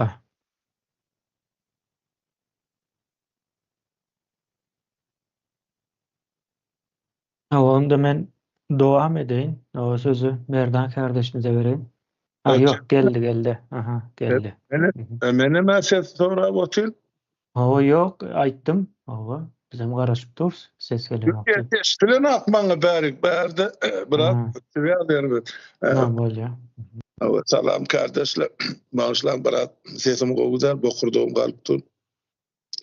Ýöne şuň gaty wajyp halkymyzyň, döwletimiziň, milletimiziň geleceği üçin ören wajyp görüň ozgalypdyrda. Olan halkyň öňüne şuň konjul karar kabul edilmek üçin. Öň ýanyna biz bir näçe gezek özara maslahat geçirdik Urucu Meclisi. Ýöne şuň ýazga berip otur, halkymyz biler eşder ýaly biz näme netije geldik. Menden öňkü gurulan hemme kardeşlerime minnetdarlyk bildirýän, sağ bolsunlar, gaty dogry zatlaryň üstünde durup geçdiler, aýdyp geçdiler. Öz ykbalynyň, öz durmuşynyň, öz bilýän, görýän zatlarynyň öz geleceği üçin mahsus bolan zatlardan söhbetdeşlik etdiler, ýa öz pikirini aýtdylar. Onu halkymyz dinläp otur, eşdip otur. Indi men özüm tüýün aýtsam, öňkü dostluklarymyza da aýtdym, niştaýda biraz başgaçarak görnüşde aýtmakçy bolýan. Her bir adam doganyny aýdýan zady bardyr da her birimiziň dilimizde sena bolan zat ene göbek kanım dökülen toprak diýip aýdýarsa. Ünsberim, göbek kanım dökülen toprak. Şu biz toprağı anımızı, düşüncemizi, yüreğimizi, kalbimizi, geleceğimizi, geçmişimizi bağlayan. İkinciden şu toprakta bizim ata babalarımızın biz için, gelecek nesiller için dökün kanı var. Kahramançılık korkusu dökün kanı var. Yani biz şolun nesle deyip hazap ediyat. Şu neçeli. Yani şu bizim göbek kanımız dökülün toprak. Bizim eyyetçiliğimizle mi? Ya şu yani hakimiyeti dürlü yollar bilen basıp alın ya da orsun hizmetkarı bolun ya gullukçusu bolun haramzadalan eline mi? Ene mesele şutaydı. Çözü şutaydı yatır. Yönü biz bir zady bilýär. Gelecek ki täze gurulacak Türkmenistan'na toprak, su, yer halkynky bolmaly. Ya şahsy eýetçilikde bolmaly. Şu bolmasa gelecek yok. Onu ine bizine şumal men 30 ýyl boly daşar döwletde ýaşap otyrna, ýurdun daşyna. Men gelmişek o. Şutaýda menden öňkü ata-babam ýaşamady. Men geldim. Menden soňky çağa aktyk şogluk bar elbetde. Ýöne şutak sen geldin, ana sen ornuň ýok, ýa ýeriň ýok, ýa topragyň ýok diýip gowun. Şüwet halky ýa şüwet döwleti ýa şüwet milleti ýok. Puluny töle, ýerini al. Ýöne şo ýere hyzmat et, senden soňraky nesiller ýaşar ýa topragy goýup gitdi ýygyňda. Bizde bolsa toprak ýoga goýup gitmäge ýygymyzda. Nesip etse 2 metr çukur var. Bolmasa olam ýok. Näme üçin ilim soragy şuňsyl oturup hemme bilelikde jogap aktarýar. Men bir zady bilýän kardeşler, ýurtdaşlar. Eger yer halkyň elinde bolmasa, mülkün öz şahsy eýesi bolmasa, bizim geleceğimiz ýok. Bizi ozal 70 ýyllar siz bir döwletde, bir milletde ýaşap oturýarsyňyz diýip allap geldi. Ýöne bizim en atalarymyz menden öňkü men öz bilýän ýa-ni 3 nesil, menden soňky ýene-de 3 nesil bar menden ýygymy gaýbaryk gaýsa. Ýöne bizim hiç birimiz şol topragyň eýesi däl. Ya kärennesi alypdyr şo kärennesi bol. Ya da bir ötögüsü geçegüsü turist bolup ýaşapdyr şo toprakda. Kimiň eýetçiligine galya şol Kremlin kimi ýa-ni dikmeserdar diýip belläň bolsa şolaň eýetçiligine olaram eýedäl ýöne at tutarlyk eýer. Galan halk barda ejir çekip otyr. Indi biz şu zatlardan el üzmeli. Ana Pribaltika döwletleri geçdiler hususy şahsy eýetçiligi. Indi her bir tokoyun, her bir agacın şahsy ýa hususy eýesi bar. Indi Şüwetsiyada bolşýar. Ona maýdyp beren Şüwetsiyada 95 göterim yer şumal kartany açyp beretsen Şüwetsiýanyň topragynyň 95 göterim ýa prosent ýeri şahsy eýetçilikde ýa hususy eýetçilikde. Tokoyum, köllerim, derýalaryň hersiniň öz eýesi bar. Ýöne bizde bolsa 100 göterim hemme zat hökümetiň diýär hökümet kim onuň biz bilemzat. Döwletiň diýär döwlet kim onuň bilemzat sebäp halk döwleti dolanyna eger döwlet bolýarmysa döwlet halkyňky bolmaly. Sizinki bolmaly. Ana haýsy biriň aýdyp biljek. Men şu döwletiň eýesi diýip, eýesi bolsaň hiç bolmanyna bir 20 hektar ýeriňizi görkezin. Ýok ol. Ne 5 sotka şäherlerde berildi. Onlar sotka obalarda berilsoň onu 25 çykardyk kim mally kim. Ýöne şo ýerleri eýetçilik göz bilen halk seredýär. Näme ekjek, akmy, gökmi, näýse şonu özü ýekmi, bazary çykaryp satjakmy. Şoňa eýetçilik edip otyra başardygyndan. Näme üçin şol adam 25 hektar, 250 hektar, 2500 hektar ýere eýetçilik edip bilen eger başarlygy bar bolsa. Ene mesele şutaýdy. Näme üçin şol hukuk halka ınınınla, näme üçin şoňa halka şu hukuklar berilen ýa haklar. Sebäp biz adam däl. Şo haramzadalyň ömründe. Indi şu mahar eser ýykaryn bäri 3-nji nesil aýdalyny ýetişdi. Onun birinji bizden öňkü nesiller hemmesi ýeriň aşagyna ýatyr. Näme gazandy? Näme goýdy bize miras? Aýdyn hani, aýdyp beýleňiz, toprak miras goýdy.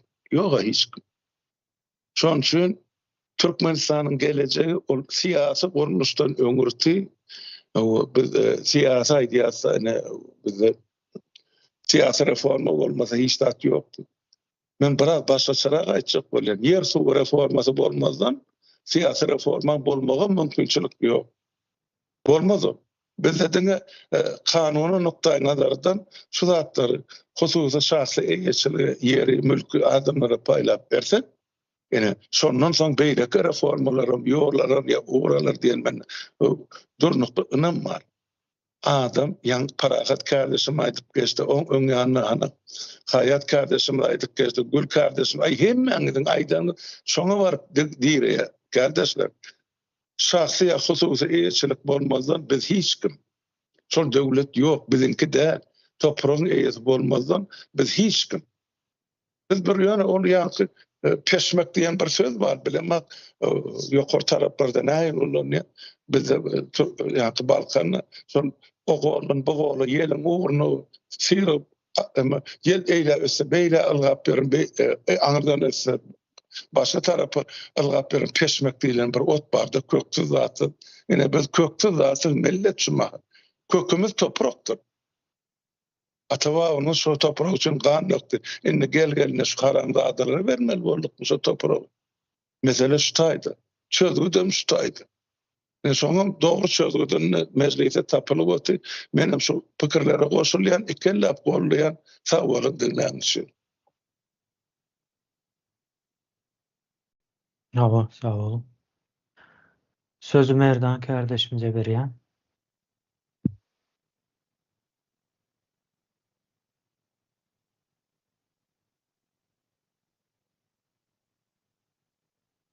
Ya o ses. 1938 ýylda ýazılan Rus imperiýasyny öz ahtarlaryny ýerlen ýazılan kitapdan ýatlap işletdi. Indi şol Rus sarlyk döwründe Balkandan bir bölekde Tuatky Balkan vilayatynyň şu taýdynda Ruslara boyun bolman Eýrana göçenler bar, ýa göçmän ýetlenenler bar. Ya ýylda galyp toprağından çykman toprağı elinden alınan halklar var. Şu taýda indi näme geçýärler indi halkyň içinde bir aýdyň atlak bolar bir mirab bolýar, bir ýaşulsy bolýar, içinde ferdary ýa tire başy. Şolary Rus imperiýasy näme halky aýdymlanmasyn diýip aýdymlatmasyn diýip çöpläpdirler, ýok edipdirler, ýani Sibirä sylka diýerler. Sibirä tarapy uğradypdyrlar. Indi bu aýdym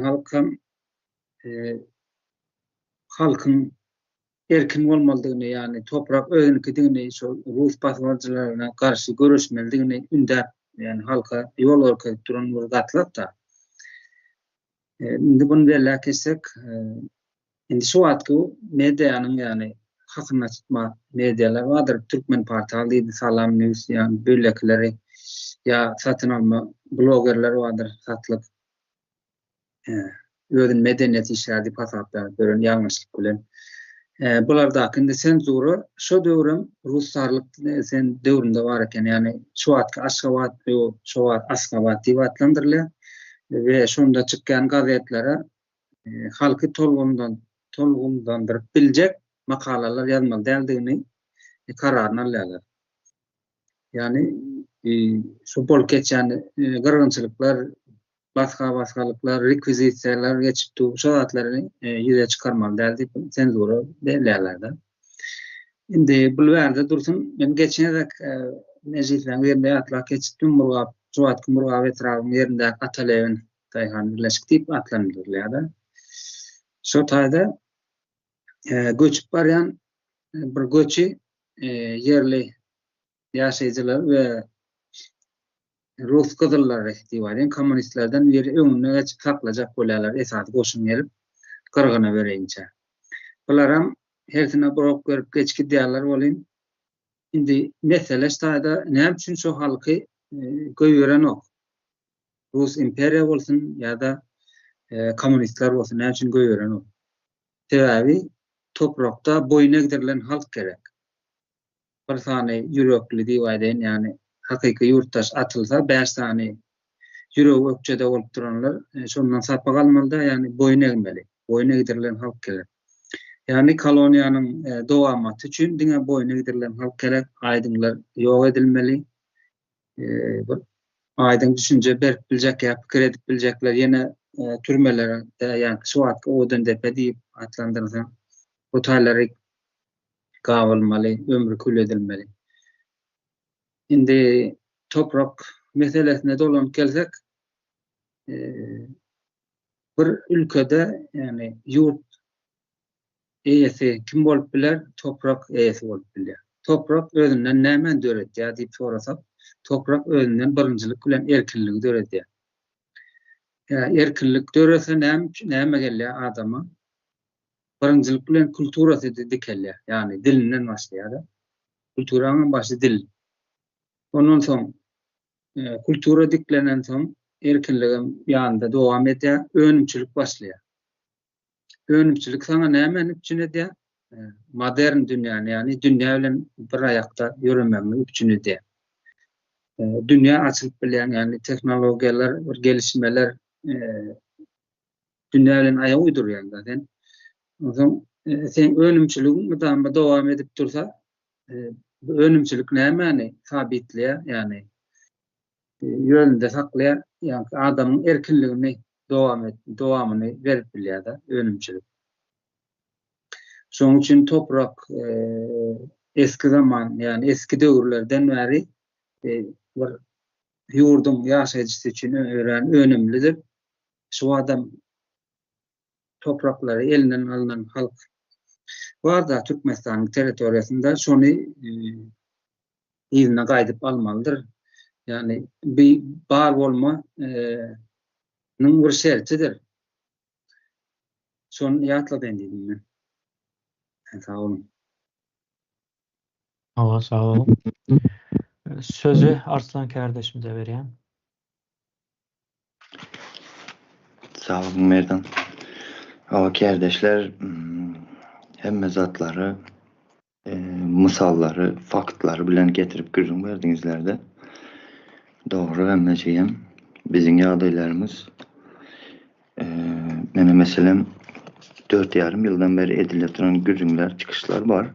Şolaryň içindeki edilen gürrünlerin hemmesinin neticesi bizim toprağımız öz elimizde dälligini yeni bir gezek suud edip oturanda indi toprağımız elimizde del de elimizde bolan bolsa meselem yani pahta deyip geçtiler kardeşlerimiz.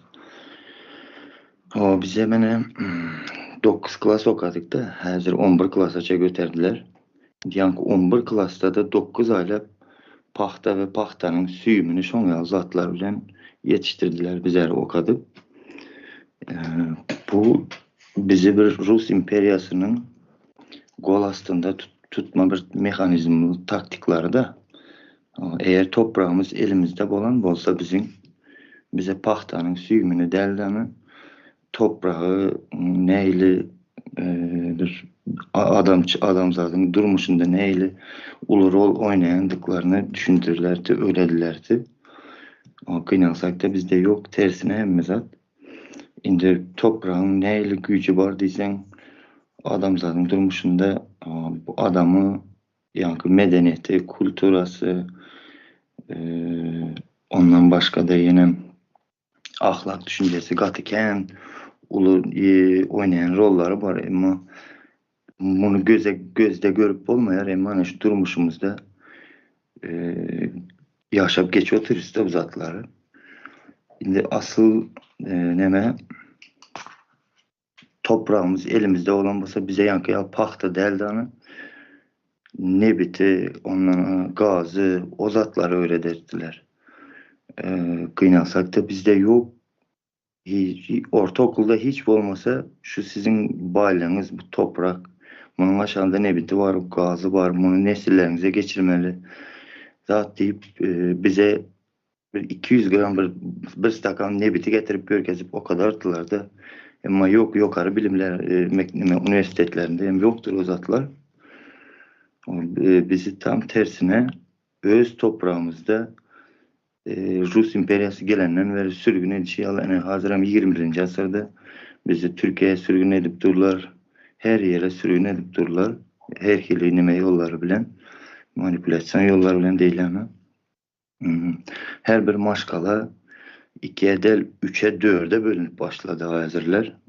Mesela bir maşkalanın 4 çağısı olsa biri Orsiyet'te, birisi Türkiye'de, birisi Dubai'de galan hem indi okuçular hem çağlar, yaşlar varsa olaram yetiştikçe olaram yenim dışarıya çıkıp kovulup durupmuzda öz toprağımızda. Öz toprağımız özümüze yan kardeşlerimizin bir saydı geçti. Karşısına değilen yağlı, berilen yağlı olup yaşapıyoruz. O ben hazırlıkça şuları aytmak çıktım. Sağ olun dinlediğiniz için. Sağ olun. O sözü Yeniş kardeşimize veriyen. Önkü el kaldıranlar düşürüp bilir sebebi. Düşürüp bilmeyen olsanız çıkıp terdeden girseniz bolya. Bir karışıklık emele getirip bilir. Yeniş kardeşimizde söz. Sağ olun. Indi benim kardeşlerimiz esasi urgu eden yerleri yaşayış çayları, yaşayış yerler hakkında aittiler da dine öýünün oturan yerler hakkında esasi şoňa ýönükdirilen ýalaky boldy. Bu ýöne aslında ýersu reformasy dine bir ýaşaýyş çaýlary bilen oturan öýün bilen bir çäkli bir zat däldir. Bu o dine bir bunyň parçasydyr. Ýani seniň oturan jaýyň ýersu reformasynda hiç ýyly päsgelçiliksiz seninki bolup geçýändir. Bu bir aýry bir neme, ýeňil bu zat. Ýersu reformasynyň esasy döwlete, ýurda peýda getirjek yerleri ekrançylyk yerleri ýa-da başga sanayi yerlerini açmak üçin ýene-de dürlü ýani üretim işletmeler yerine getirilmekli üçin paýlanajak yerler hasam zerurdur. Ştaýda indi bu yerler paýlanylan ýagdaýynda ýersu reformasy umuman beýleki reformalara seretsek zerurlar mukadyan çünkü özü bilen birlikde özünün ýyzy bilen dürlü müňlerçe diýeň iş yerlerini açýar. Meselem ýersu reformasy geçirilse halka yer dağıtılıp berilenden sonra diýeli bir adam üzüm ekip üzümden şerap aljak. Ýöne Türkmenistanyna henide çenli bu tejribe edil daşar ýurtlaryň käl görülmedi, marka ýokdur. Bunu bilmek üçin näme eder bu adam ilk bilen hadynadan kredit alar ya şo ýetjek mukdaryna we soňra bir hünäri bilýän bir adam yetiştirip başlar we bunu ýyllan ýyla her saparynda uniwersitetlere ýanky şo yer eýeleri uniwersitetleriň eýeleri ýalaky bolup başlar. Çünkü yer eýelerine bir işletmäni, kaliteli işini bilýän kadrlar gerekdir. Şonuň üçin her kim öz uğruna göre hünär aljak adamlaryny uniwersitetlere ýa-da hünär berýän mektepler, okuwjaýlary nemedil açılıp salınıp başlanar. Bu da ýani ýersu reformasynyň geçirilenden sonra halka berilenden sonra ýani ýurdun ykdysadyetiniň, ekonomikasynyň ösmegini hem-de nesillerimiziň bizden soňky gelecek nesillerimiziň hasam bir gowdurmuşda ýetişip rahat bilim alyp bilmelerine meselem ekrançylyk yerleri haýlanıp berilenden sonra häzir bizde ekrançylyk yerlerine diňe ýilmeýän zatlar ekdirýändirler. Ýani halkyň her günkü saçagynda iýip bilmejek zatlar. Buğdoy paýtadyr, şuwundurdur. Bunu zorunlu bir şekilde ekdirýändirler. Hatta buğdoy eken bir taýhan buğdoyny orjak wagty palnamoçular, häkimler, polisler, owa sowet hemmesi üstündedir. Bolmasa eken adam başgadır yani. Eýesi başga emma hasıl ýygylan wagty üstündäki eýeleri artýandyr hasam. Indi yer suw reformasy geçirilenden soňra halka yer berler, halk ekrançylyk yerleri bolar. Her kili iýilip bilinjek ýagny maşgalanyň saçagynda her günkü iýjek önümleri el yeterli bahalardan hem de gaty köp mukdarda önüp başlar. Her kim oňodundan oňoduny etjek bolup başlar.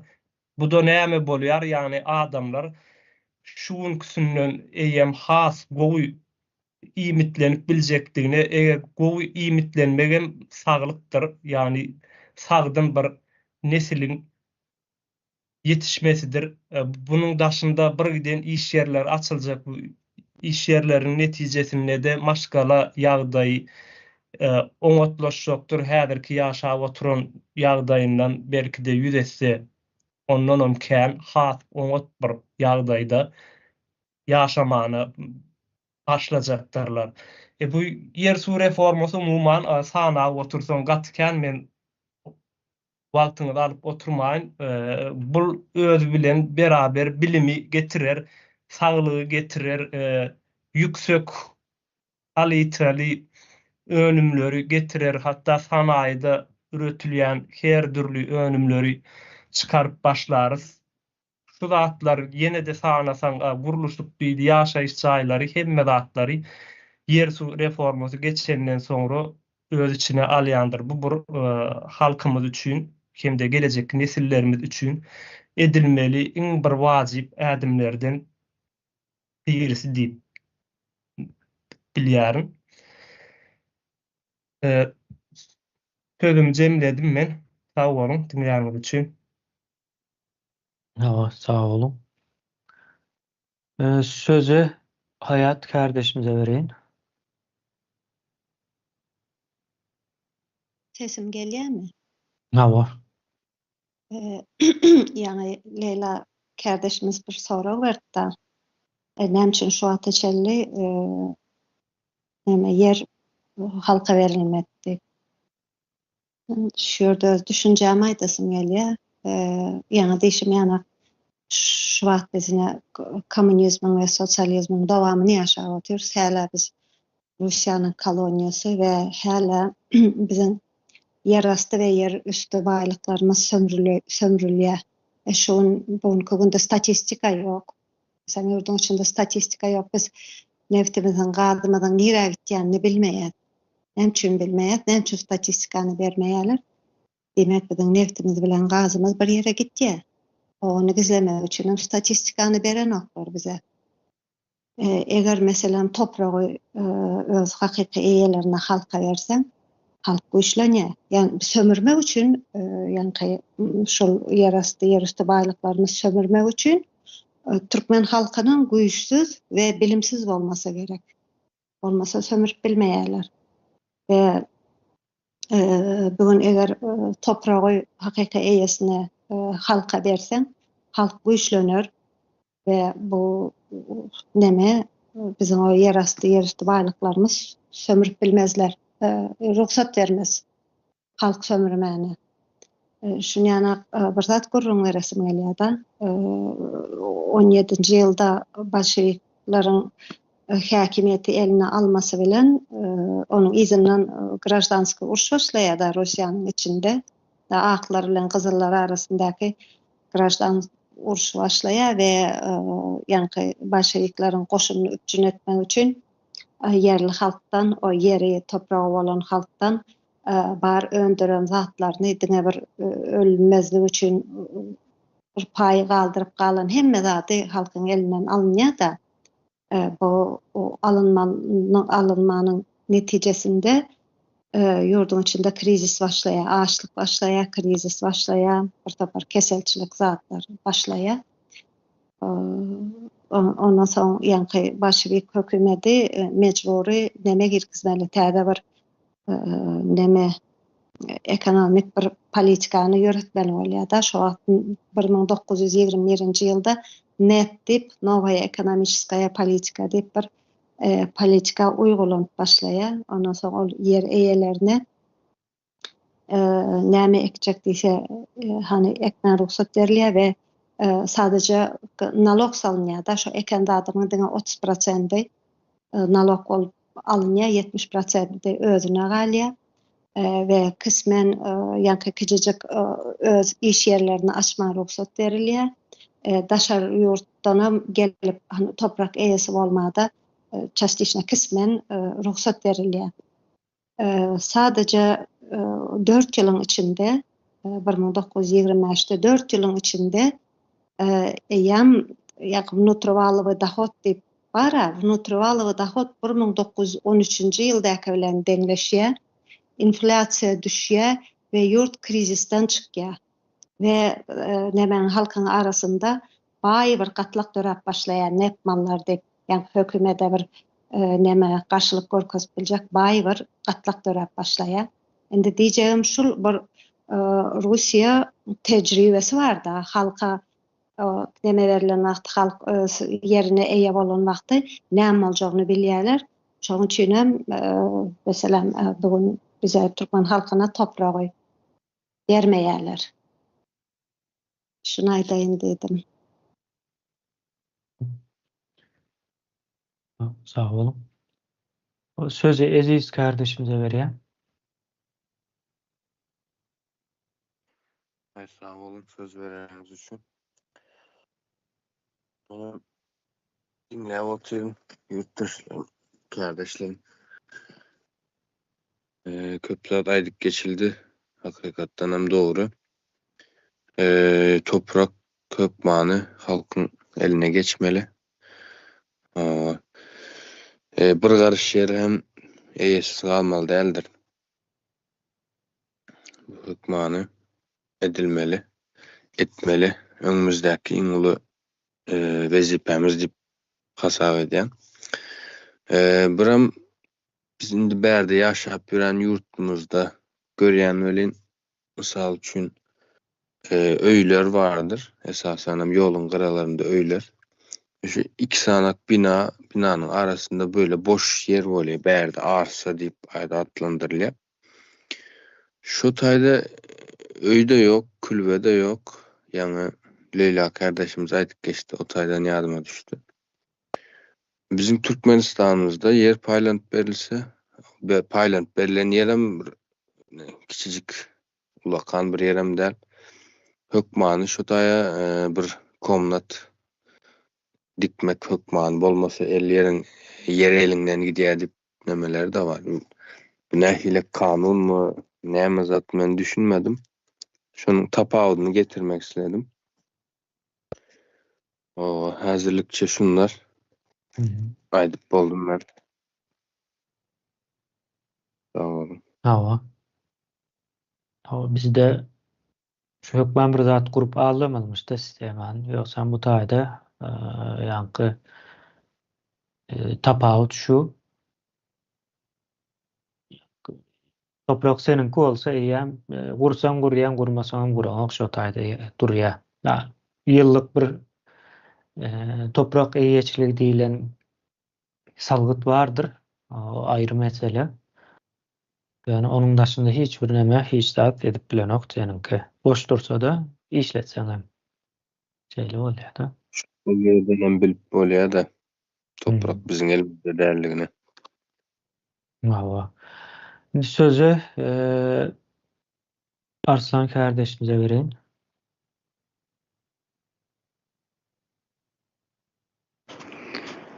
Sağ olun. Ben ýa bilim diýen ýerinde bir zat goşacaktım. Şo ýadymdan çykypdyr. Şonu goşaýyn diýdim. O öňden hem kän aýryldy. O näme diýilse, bizde tapu diýen söz hem ýok we şo düşünje de ýok da. Şunu goşmak isledim. Sağ olun. Sağ olun. Sözü Sapar kardeşimize vereyim. Kemine sawol maňa gedegem ýetmedi. O indi sapar gurlan kän gurlamayın. O sebäbi kän wagtally. Men ýöne kardeşlerimin hemme jetne uly bir sağ bolsun taňryalykasyn o ya minnetdarlygymy bildiretim o mesele önemliliğini hemmäňiz o mutallanyňyz bilen tarihiňiz bilen düşünürdiňiz bu hakykatdan hem şeýle biz toprağımyza ayağımızı bäkem basman bu döwlet biziň döwletimiz bolup bilmeýär bunu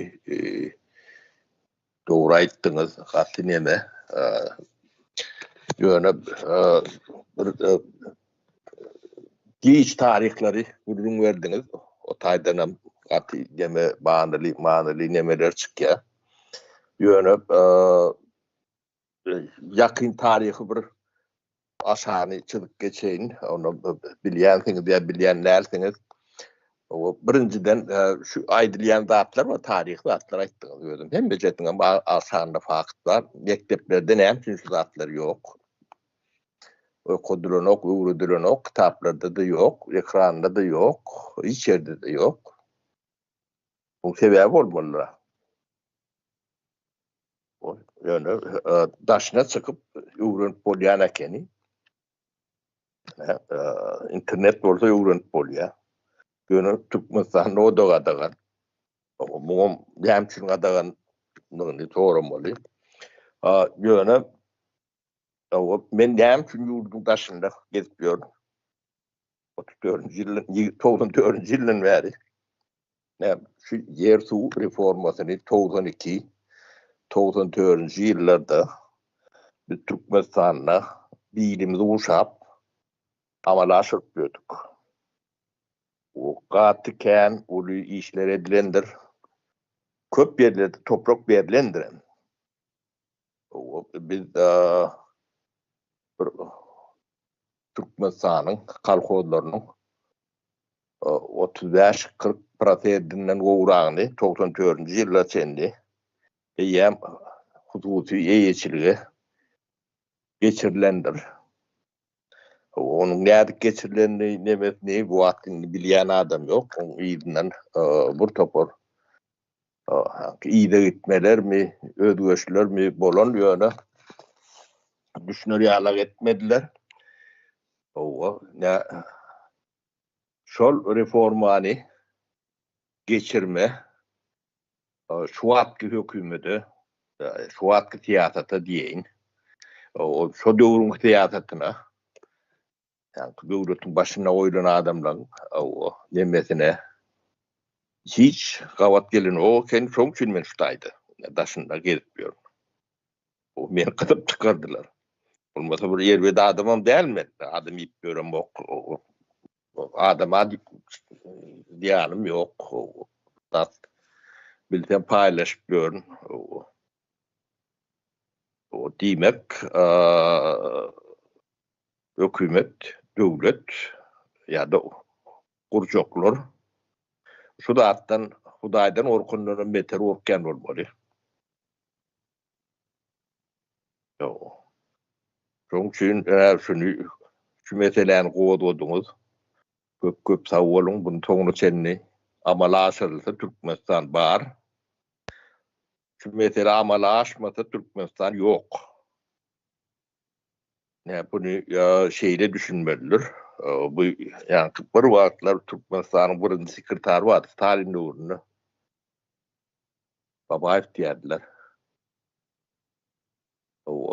Stalin şunu düzlät etjek bolanyny kabul edýärdi. Onu resmen kapatyndan bir saat, yarım saat oturýarlar. Onu çağırýar, boşanlar gelýär. Sadýarlar içinde Stalin daşary keredip trupkasyn çekýär, çilim çekýär. Stalin'in meşhur trupkasy vardır. O seriden o Suhan Babaýew etewi diýär. Da tawariş Stalin Suhan Babaýew eteýär.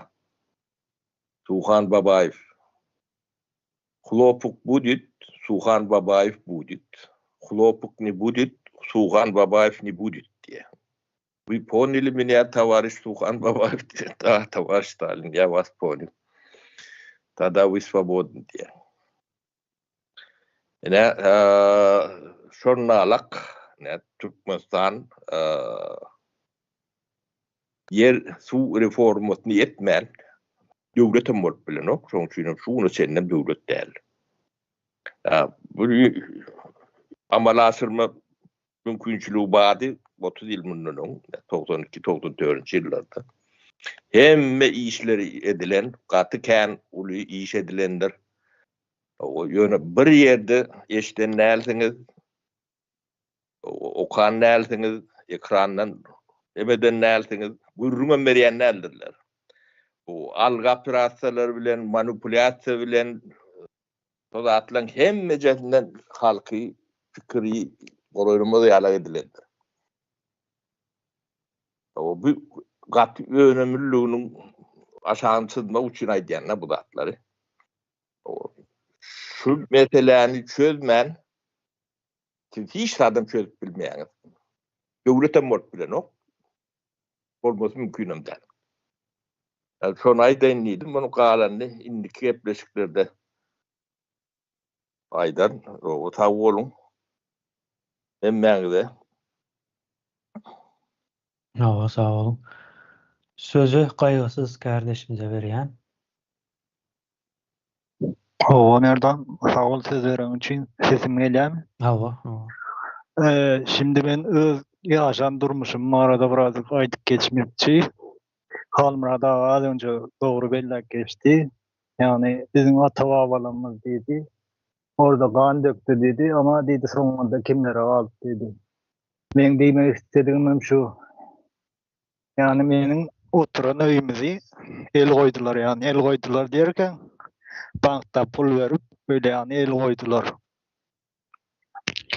O ýagdaýda da menin maşgalam da yani bolup geçen zatlary devletinki bolduğu için milleti kandırdılar. Men diýmek istediğim. Hojalyk önemli bir şey diýdiği için taýady. Men diýmek istediğim şu, yer su reformasy halkyň elinde bolan bolsa, biz bu hojalygy da atmazdygym, şeyem bolmazdy. Men diýmek istediğim, biz hiç kim bolýar soňunda.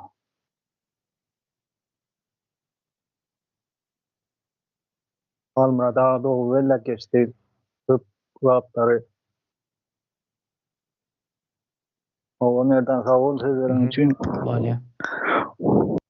Bolýa. Sağ olun. Hemmäňize ýene bir gezek.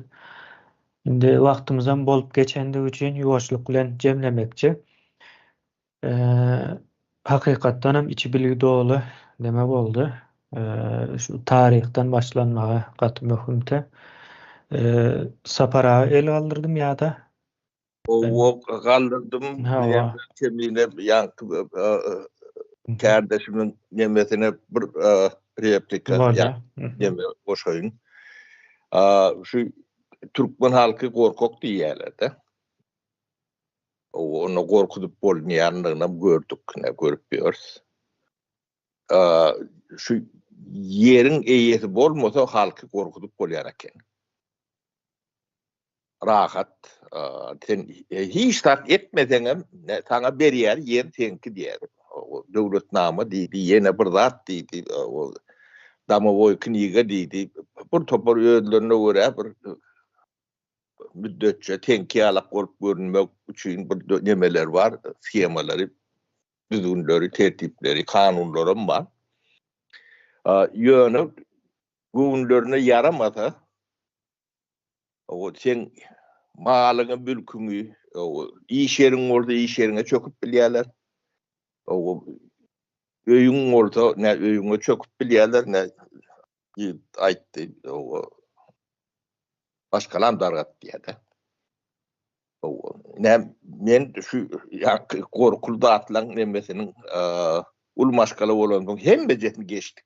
Bizim hojolumuzdan 18 maşkalan öýünü ellerinden alırdı. O da näme üçin?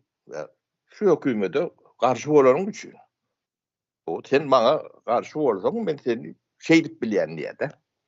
O halkam seredin, yani ben şunu edip bilýän diýdi. Bunu beýlekler gözü gorkan soň o biraz näme ediljegini hem oýlanmaly bolýar da.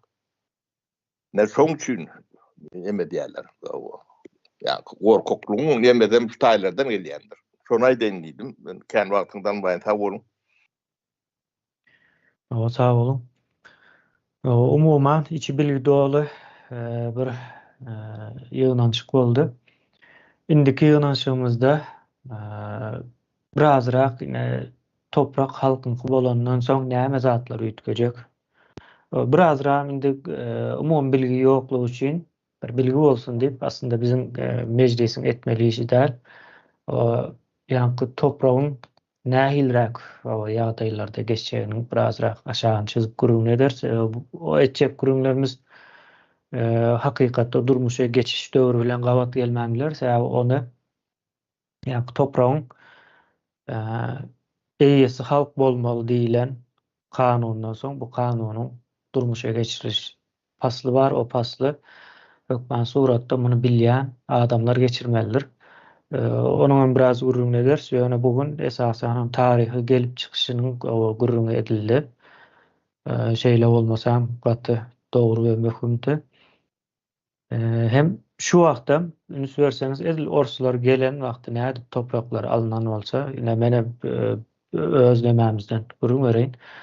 Bizim hem garry nemelerimiz atalarymyzyň yerleri bar eken, o kışlak diýip yerler bar eken, ondan soň ýazlary giden çölde bal bakýan ekenler, howa sowap başlandan soň kışlak diýilen ýere gelýän eken, o taýlarda öýleri we ýene şoňa benzeş, ýa-ni malyny mülküni goraýan değişli yerler bar eken, şo yerleri ellerinden alypdyr, şo yerlerin neresi diýini şu wagt menen bilýän owanyň neresinde ýerleşýändigini.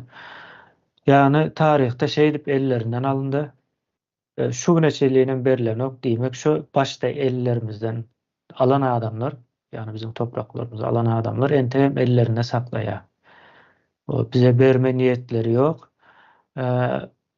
Indi bizem doğrusu soramyz ok. Yani Türkmen halkı bolup soramaýanlygymyzyň sebäbi düşünýärmiz ok.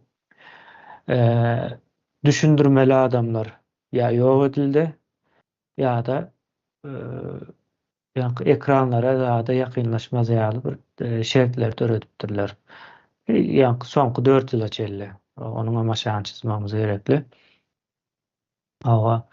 Indi bu taýdaky mesele illeşlerimizden aýdyp geçdi.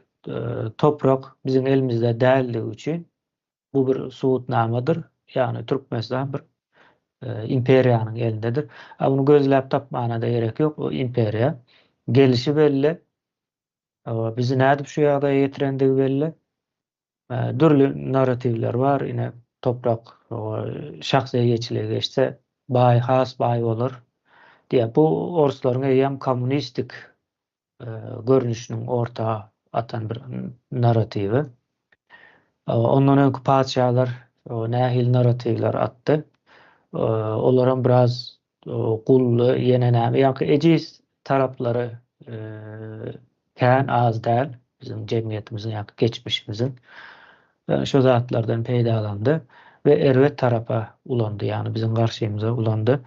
Bizim diýänimiz ýa-ni gelejeginiň bu neslin şu wagtky adamlar ýalňyş bolsa da onu gelecek nesillere göre dogry edip durmuşa geçirip bolýar. Ýöne orsular onu etmediler.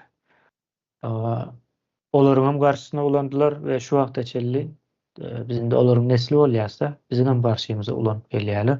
Bizden soňkylaryň hem garşysyna ulanjaklar. Şonuň üçin muňa açyk ve dogry gurrun etmemiz gerekli we bugün şonuň gurruny boldy. Illeşler sağ olun. Indiki oturuşluklarymyzda görüşýänçä.